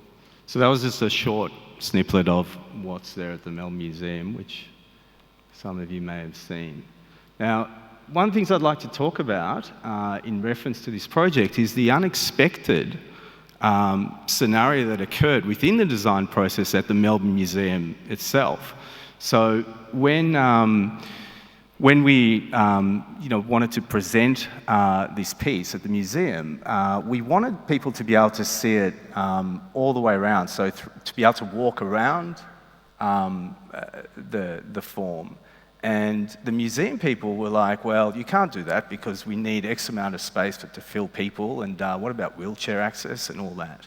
And the interesting scenario that happened at the museum was because the Lunch Group was really at the forefront and responsible and had ownership over the whole experience at the museum, they actually really liked that idea. And because they didn't come from the museum kind of world, they were like, no, we really want that. We want people to be able to walk around it. And so, sure enough, that came to be. Here's a little making of. So, and the benefit of that for the museum was all of a sudden you had this work that wasn't a sort of diorama of Banjul that's tucked in a corner somewhere that you only get to see it from one dimension. People were able to explore the work all around, and it turned it from kind of, a diorama to a living form that you can walk around. So that was a really, really amazing moment. There was another one, which was that the structure that you see up the top there, the spinning mechanism, we wanted to expose that because we thought if we did anything else, like conceal it, because the museum was saying, oh, you guys are going to put a black box around that, aren't you? And we're like, no, we're not. And they were like, well, that's kind of odd. And we were like, well, actually, we find it part of the creation story. We're here, we created it, that's the continuum, right? And so back to the group, this question was asked, do you want to show that mechanism? And they're like, sure we do. Of course we do. That's part of the creation story. And so, sure enough, that part is actually a really, really prominent component that actually, is integral to the sculpture and the integrity of the work. Okay. So there's this talk of me talking about the future of the Charter, right? And, I have thought about this, and I thought, well, actually, all I know is that, like I told you, I didn't know of Bunjil before this project came along for us. But here's a moment that I captured from my daughter, who was 4 years old at the time, at a kindergarten, where they had a school excursion to the museum, and they loved Bunjil so much that they made their own, version of it up there. I think I've got a close-up in this next slide.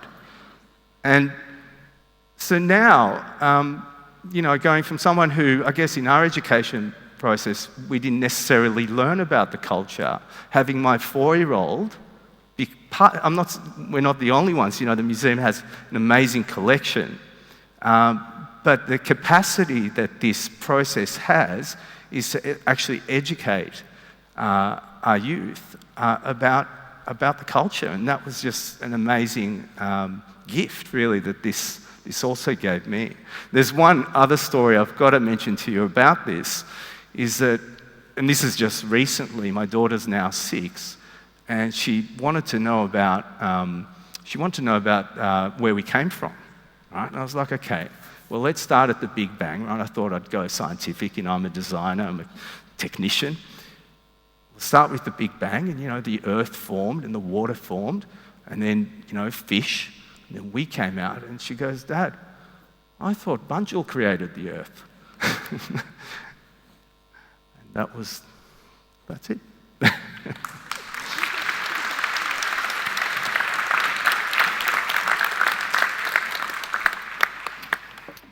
Thank you, Nimrod. The wedge-tailed eagle is my totem, so I can guarantee you fit that brief of spirituality, making it a spiritual experience. I'd like to now invite the other speakers, if you could please come up to the stage. We're going to have some questions, the part of the evening where I ask the speakers some questions, and then you'll also get to ask some questions if you would like to be involved, and we'll have some people roving through to ask some questions. And thanks for coming, Kyle. It's nice of you to rock up. Okay, beautiful. So you can see, just listen to my voice. Okay. Now, the Australian and International Indigenous Design Charters are set as guiding principles for working with Indigenous knowledge in commercial design practice. So a question to all of you that feel free to discuss and help with, what is the word I'm looking for? Discuss and teach us more about what you've got to share with us. Question is, even with the charters, what do you see as the greatest challenge to ethical and appropriate engagement? Who would like to start that? So even with the charters, what do you see as the greatest challenges to ethical and appropriate engagement? Well, I'd mention one thing to start with, and you guys can add more, of course, but I think one challenge or barrier towards an ethical approach to dealing with some of this stuff is, I don't quite know how to articulate it, but it's something along the lines of maybe this content being privileged in a certain way and being delivered in an ethical process. So in particular, the first point of the design charter, Indigenous-led projects. Mm-hmm. So I think there's a big desire to engage with some of this knowledge, and I think there's a lot of enthusiasm behind it, and maybe that starts to lead people to kind of going against that first point. So I've have a few colleagues in my academic in the University of Technology in Sydney, and there's one, she's from France, and she comes over and she just learnt about Indigenous Australia. Great, fantastic. Now she wants to make her PhD on a particular aspect of Indigenous content. And it was quite awkward for all of us to explain to her maybe this isn't the best topic to do, right? And that was a big barrier. She couldn't understand some of the ethics behind her wanting to come into this space. So sometimes it can be people's enthusiasm, can't it, to want to do it, but there's the teaching of the protocol and the understanding and connecting with Indigenous people. Yeah. Yeah, absolutely. I think there's two challenges that are most acute. The first one is understanding the importance of respect and gaining the cultural authority to proceed with a project. So what that necessitates is a meaningful conversation with traditional owner groups, with community, with elders. But second to that is this understanding, and the best way I can really capture it is an anecdote. I was at a conference last year, and there was some elders from Kulin country, East Arnhem Land. And the way they explained it was, I thought, quite evocative. They said, well, we get a lot of communities coming into our particular country. We get government organisations, universities, and so forth. And they'll come to our community and they'll squeeze the orange and they'll take the juice. And what are we left with? And then the question was posed, is there a better way where we can value add in this spirit of reciprocity? And so what this really talks to is an understanding of a shared, co-design, collaborative model which foregrounds Indigenous knowledge systems but ensures that everyone benefits. And then tying it back to this notion of getting the cultural authority to proceed, these things become actually hand in glove because it requires both a deep and immersive engagement, deep listening. And what I often speak to is this notion that invariably, particularly non-Indigenous people or designers who have all the goodwill and intent in the world, when they come and connect with community, the starting premise really should be to park the ego at the door and understanding that in many respects, those who come in are often the least knowledgeable in the room. They're actually reliant on the custodians of Indigenous knowledge, who are the First Nations people, are the elders, are the traditional owner groups. And so what that really requires is a model where it foregrounds the depth of understanding and connection to country and connection to culture, of which there is a process of knowledge exchange. And I think these are the things that all of us in many respects need to grapple with, equally Indigenous practitioners, because here I am on Kulin Nation country, this is not my mob. I also need to go through a process of engaging with traditional owner groups and elders, and I also have to learn, and I also have to listen, and I also have to conduct protocols and processes which foregrounds respect. Absolutely. So let's move on to the next question, because that was beautifully answered by the two of you. Thank you. I think there is that sense of the juice that you were sort of that analogy where you say like the lemon is squeezed and the juice is then taken. Often, I think a lot of times I find that people want me to do everything for free because I should, because I'm Aboriginal, and that's because that's what your way of passing on your culture and doing the right thing. I think if we take that mindset away, that knowledge should be well respected, and also sometimes that you need to pay for that knowledge as well, because too many times we are asked to do things for free for our people, but then they go and make lots of money. But anyway, just saying. So how difficult is it to determine a suitable representation or to translate something that is passed down through generation in auditory mode? So we've got that huge oral tradition to something that we now see that is visually by a broad audience, that is seen visually. So we've got an oral tradition to our visual audience. How difficult is that as designers?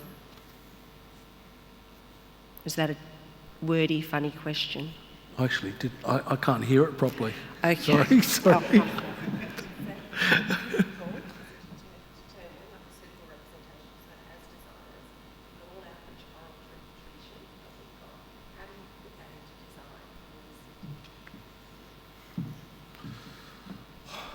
To the broad audience. Kyle, rich oral. Well, I'm thinking of the process we went through at Scavello, and I'm not sure what Joseph spoke about, but thank you, Joseph, for helping me out tonight. But we went and spoke to the elders at Wurundjeri, and we really wanted a word, and it was the conversations and discovering what the word for first was, which is Gungbu, and it's been nice to sit in the office and I watch the girls in administration, go about their work, but I hear this word Gungbu mentioned, and I sort of want to tap them and go, that word hasn't been used for 230 years, and some staff will say, am I saying it right, or is it Gumbu or Gambu? I said, you know what, we're all going to learn how to get it out, because I'm not going to pull anyone up, because we're using it and we're honouring it, and I feel like we're custodians of that word now, so I feel a real responsibility to not only have it as a program name and a business name, but really protect that word. And I sort of think of Corranderk and think, was William Barrack using this word, walking around, and were kids using it? So I really want to pay respect to it. So it's that part of listening to the local custodians of the land is a good start, and then sharing and passing on what's going on with what they've shared with you, and putting it into like the Bunjil. Perfect. You've listened to people and had the working groups, and that's part of it. Yeah, I'd say that a lot of oral expressions have a great potential to be visualised, but that there is a challenge to represent that story or that name in a kind of certain way. I think in terms of place names, I'm often blown away how many places in Australia are named after Aboriginal words. None of our major cities, but Mullumbimby, where I grew up, that's an Aboriginal word. Byron Bay isn't, but there's already a whole bunch of examples of that oral tradition. But are we getting any new ones in? Are we I think we are in certain ways, but I think there would be a bit of a challenge to getting, which language are we going to mainstream? Which one are we going to pick to, well, hopefully all of them, right? Because that's the idea. Well, I guess extending upon that, design is also a form of language. And importantly, when we try to evoke and connect to culture and identity manifested through design, it is a form of cultural expression.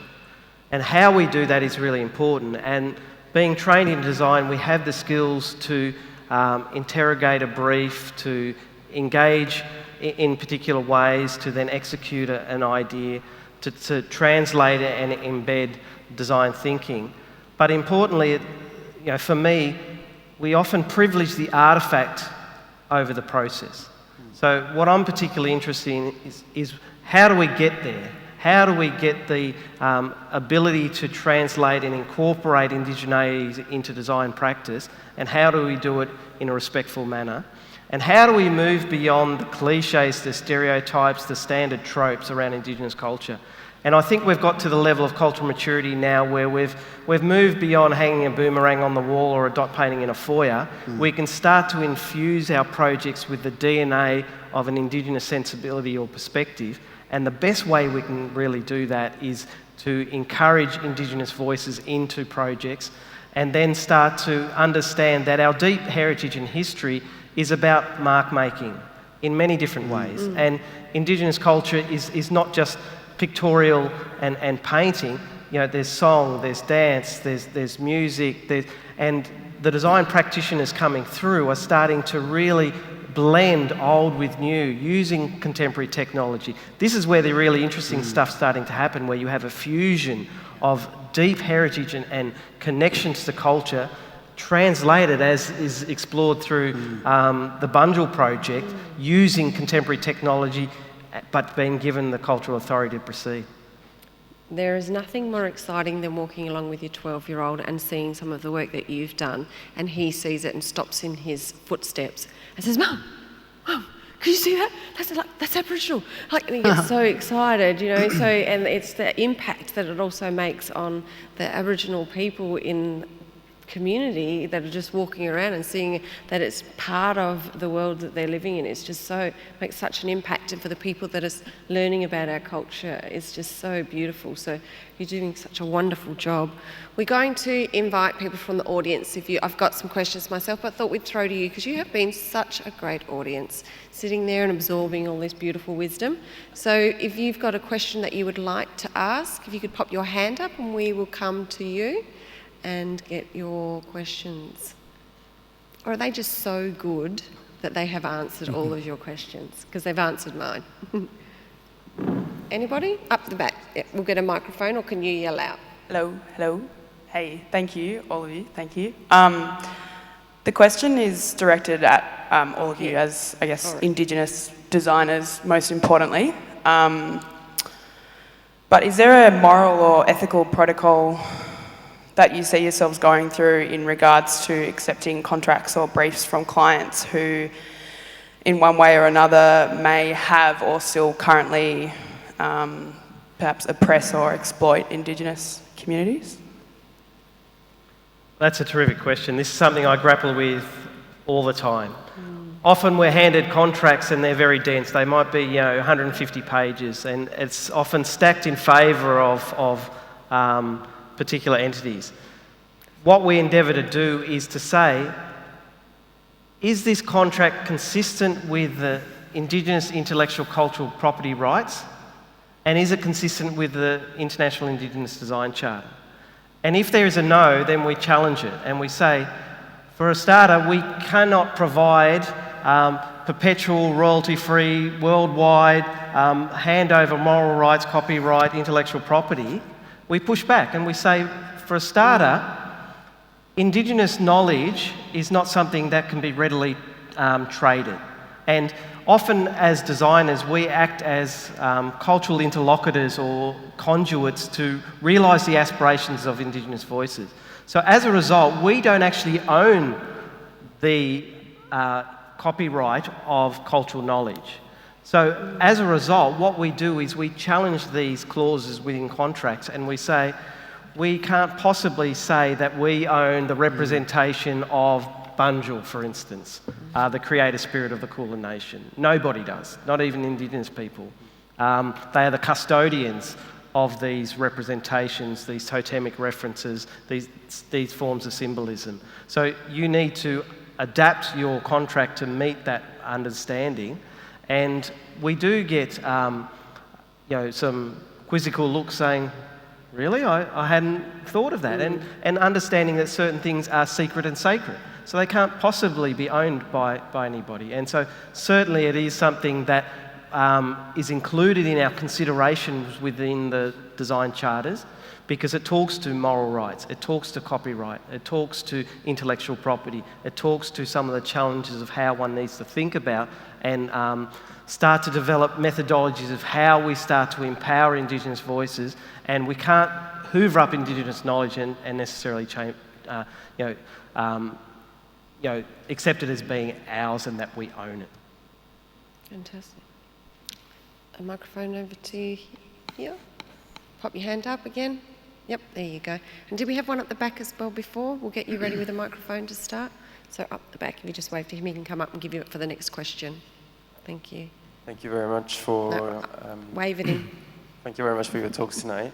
I'm currently exploring the role of social enterprise in helping Indigenous people to promote their art where they're more empowered themselves, in that they can express however they feel that the artistic form is manifesting through their creativity into products which they manufacture. And sort of with the social enterprise format is that it creates community, it creates jobs, it helps to preserve and promote a culture and skills and talent which might be fading. What is your view on this, especially in terms of reciprocality and giving back to the community?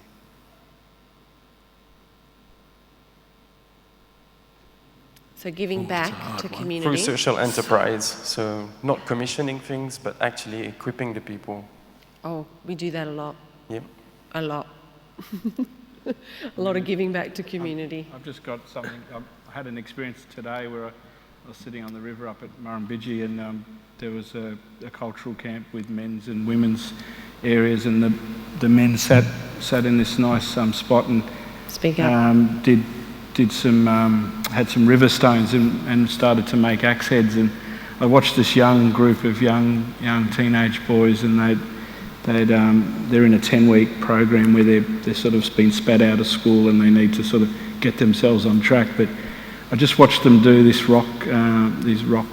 chipping away at this rock to make a stone axe head, and I just watched everyone. I stood back, and it sort of brought everyone together. Everyone had the common sort of goal of working out their rock, and it was just a nice moment. I just thought that there's design happening here. There's collaboration. Everyone was checking in on each other, and then later after lunch, but I had to leave, they were going to go and use that to make a coolerman.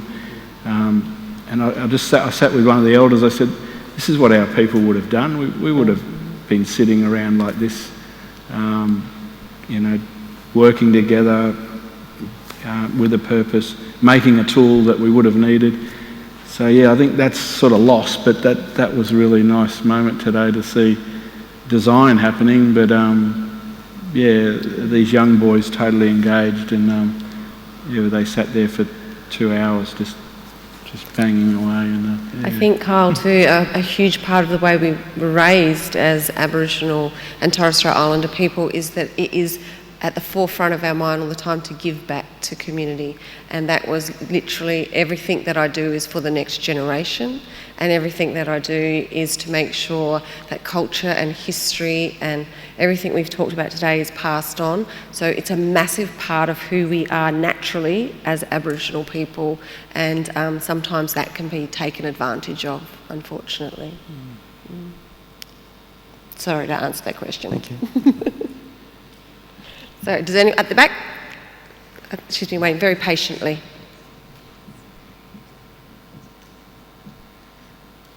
You ready? Sure.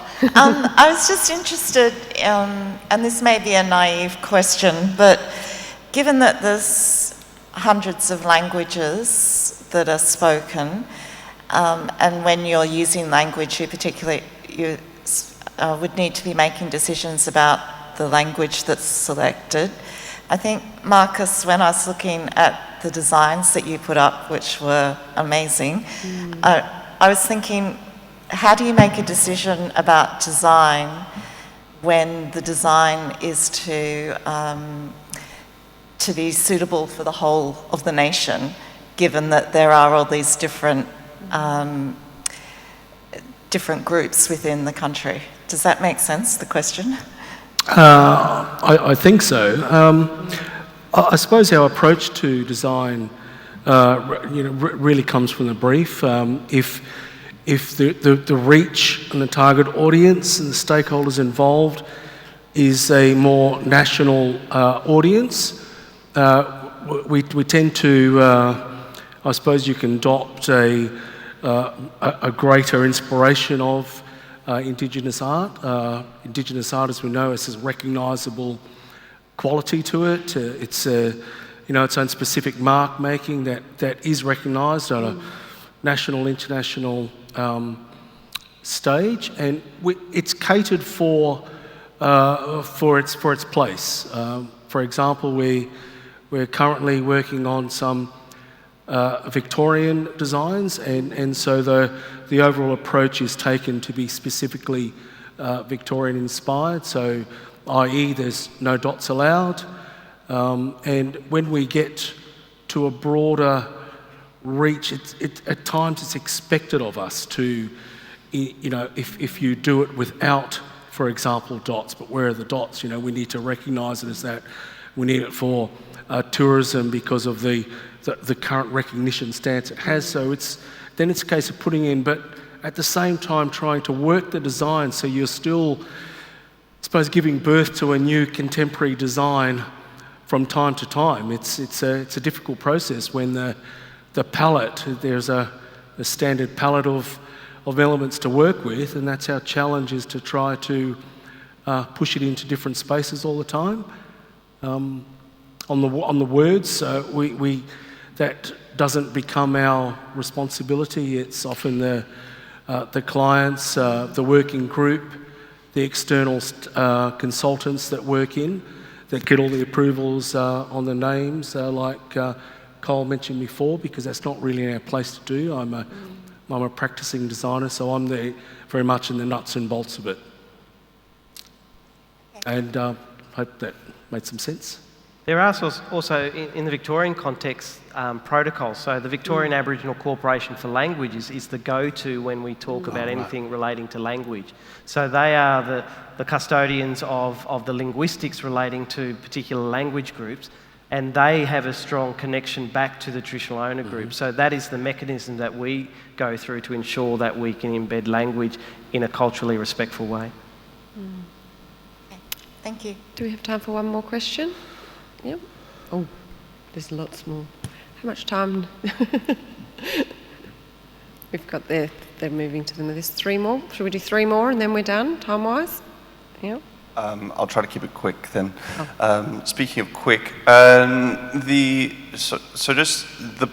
we've talked a lot about process, and the corollary to process is time, that you need time to do process, and the realities of commercial projects is that you don't have time often, like you have very quick turnarounds or you want, and is there a space for a level of acknowledgement and engagement that, just because the realities of projects, doesn't have the time to go through that really in-depth process, or is it the type of thing of recognising that those projects just don't have the capacity to engage in reconciliation and the topics that we've been talking about tonight?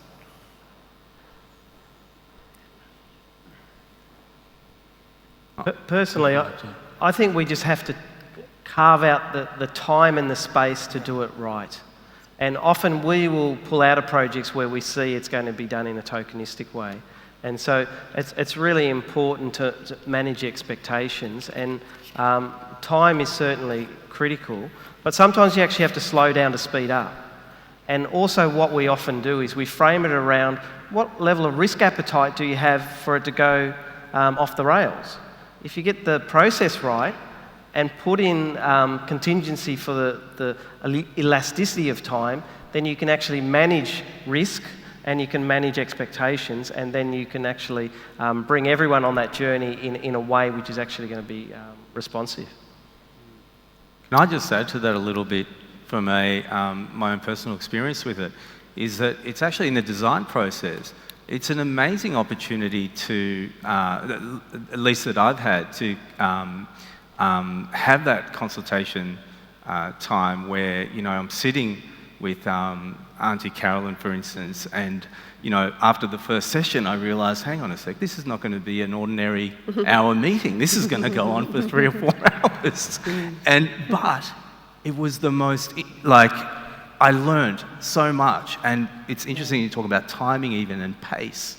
Like, there's so much to learn there. So from a design perspective and commercial perspective, just, you know, if there is a project with Indigenous content, just, you know, tell your boss, you know, hey, this is going to take some time, and you know, that's going to be good too, because you're just going to get better results out of it if you know, put in that time to learn. Yeah. We've had a couple of experiences where, developing Gungbu, I took Latitude out to meet the Wurundjeri elder and the linguist, and I think their goal was to just go and get the word Gungbu written by an elder so they could take it back, but I wanted them to stop and hear the history, hear where that word's come from, and yeah, they were so thankful that at the end they said, look, that was a longer meeting than we expected, but thank you for setting that up. And I sort of knew that's what I wanted, but it just had to get them there to take that moment. And another time was taking directors at Scavello out to Warrawa College, and we'd collaborated with the college and used some artwork from one of the students on our participation plan, but I really wanted these 2 directors to go out, and I think a half an hour meeting was scheduled, but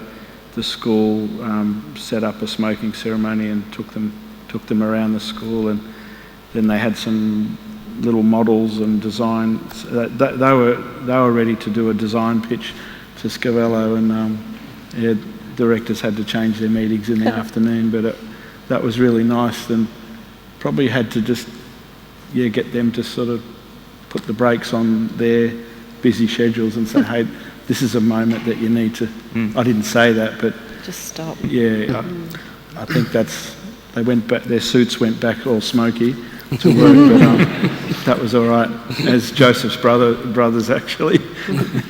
So it's all about that connection, isn't it? And you always feel warmer and more connected to people and fuller as a person.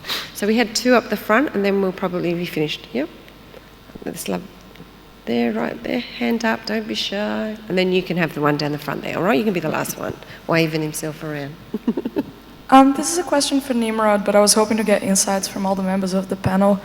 In the Banjul project, you were working in collaboration with this community group. I wanted to know if there was a way that the community group shared in the financial rewards of the project.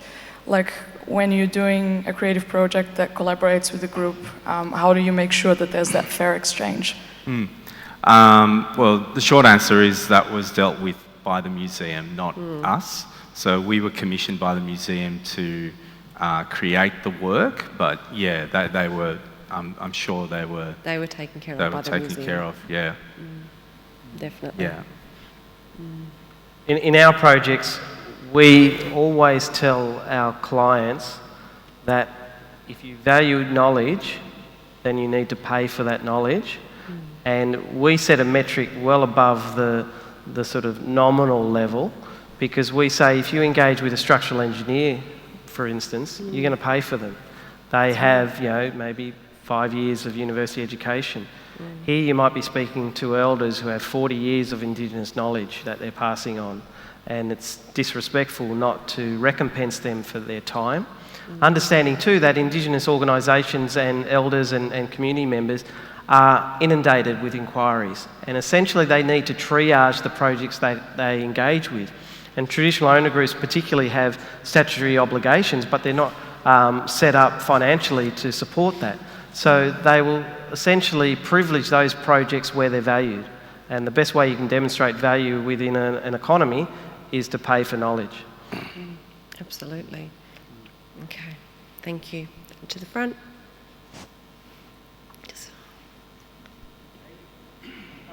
Thank you. Just an open question to the panel, and thank you very much for the beautiful works of art or artwork you've presented this evening. What are your thoughts about how, as an industry, your design industry, can leverage off your strengths, your experience, your knowledge, to engage the next generation of young Australians, say from primary school through to high school, etc., so that we can use art to bring the peoples together, closer together, and create, or at least encourage an appreciation of just how rich this culture is. And added to that, do you think there's enough being done today that we can leverage off all the work that you folks are doing? Good question. Well, personally, it's about normalising an exposure to Indigenous design across all the disciplines. So if our everyday experience is to see buildings designed by Indigenous architects, interior designed by Indigenous interior designers, the products that we make designed by Indigenous industrial designers, the graphics, the branding, the imagery that we see in our places designed by Indigenous communication designers, the clothes we wear by Indigenous fashion designers. This is where we start to embed in and integrate an understanding that connections to our deep history is something that we share and that we can all celebrate. And what better way to celebrate our shared humanity and our connection to country than to reference it, to celebrate it, to see it in the public realm, and to engage with it through design. It's a very evocative, powerful and celebratory way to engage with Indigenous culture. And I'd say there's also an advocacy aspect too, where maybe there's certain professions that are doing quite good in terms of Indigenous involvement or participation, but there's others that aren't. So a lot of conversations around the academic environment and the professional environment is how do we get young talent in? And so some of the conversation revolves around, well, maybe we should go to schools and talk to them and say, look, this is what we're doing, this is a potential opportunity for you. I don't know how accurate, if you see someone succeeding, they will go for it, but I think there's something in that. There sure is. My 12-year-old son would like to hear about that. He's interested in design, so there is something in that. Did anyone else have anything to add before we finish? No? They've been brilliant. Can you please give a round of applause to Jeff, Marcus, Carl, Michael and Nimrod. Thank you. And we'll just do some thank yous and acknowledgements while you're all sitting there. We won't get you to move because this is going to take a little while, not too long. So thank you to the organisers, Russell Kennedy from Deakin University, Megan Kelly from Deakin University, Peter Redden from Deakin University, and Jifa, now that I'm reading it here, dyslexia's just kicked in, I said that was going to happen, Jifa Greenaway, IADV, and Gerkem Akarolin, my apologies, from Federation Square. So special thank you to Sandra Palmer from WSP and Marcus Lee Design for assisting with the design and production of exhibition. I encourage you to take a look at the exhibition, which is located at the Bunurong of all peoples of the Kulin Nation, Melbourne Knowledge Week, Deakin University, Federation Square, WSP, Design Institute of Australia, Indigenous Architect and Design Victoria, Creative Victoria, Koori Heritage Trust, and most of all the audience for attending and engaging with us tonight. And on a personal note, thank you very much for having me as your MC and your host. And just one bragging thing that I have to say, I got to design the Carlton Indigenous round jumper this week. So it's not just Knowledge Week, it's the Sir Doug Nicholls week, so Sir Doug Nicholls round, so I hope that you enjoy that as well. So thank you and good night.